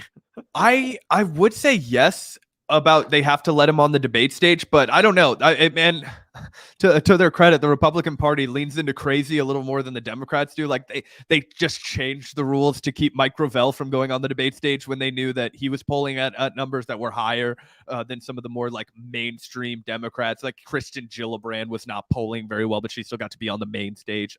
Other people like that. Anyway. Yeah, absolutely. So pretty funny stuff. Also, thank you so much, Julian, for the $4.99. I ran into Cenk in the wild in LA once. Based on how he was dressed, I fully believe he goes to Supercuts. LOL. That's pretty funny. I mean, if true, that is like the only based thing about Cenk. If that's actually true, if he's actually going to get his fucking haircut at Supercuts, I'll give him that. I mean, yeah, I don't know. Based is the right word. It's just more like, oh, like Supercuts, you know, like, and not that there's anything wrong with getting your hair cut there. It's just like, I imagine that if he's going to a Supercuts, he wouldn't travel all the way out of his way to some like fucking rundown shopping strip mall where all the fucking windows have been shot in and battered in. When if you take a look at any of his live streams from around his neighborhood, that is clearly not the neck of the woods that he roams in frequently. But anyway, maybe I'll take the L. Maybe he does get his hair cut at Supercut. Yeah, that's pretty funny. Well, thank you so much, Julian, for letting us know about that and appreciate the $4.99. Thanks so much, man. Had a great stream today. We've been going for 2.5 hours, so definitely a great return to the Vanguard. Make sure to hit that like button on your way out, everyone, before we peace out of here. And also, just so you guys know, tomorrow is our patron Q&A. We'll be doing that tomorrow in the afternoon, probably around like 3 or 4 Central.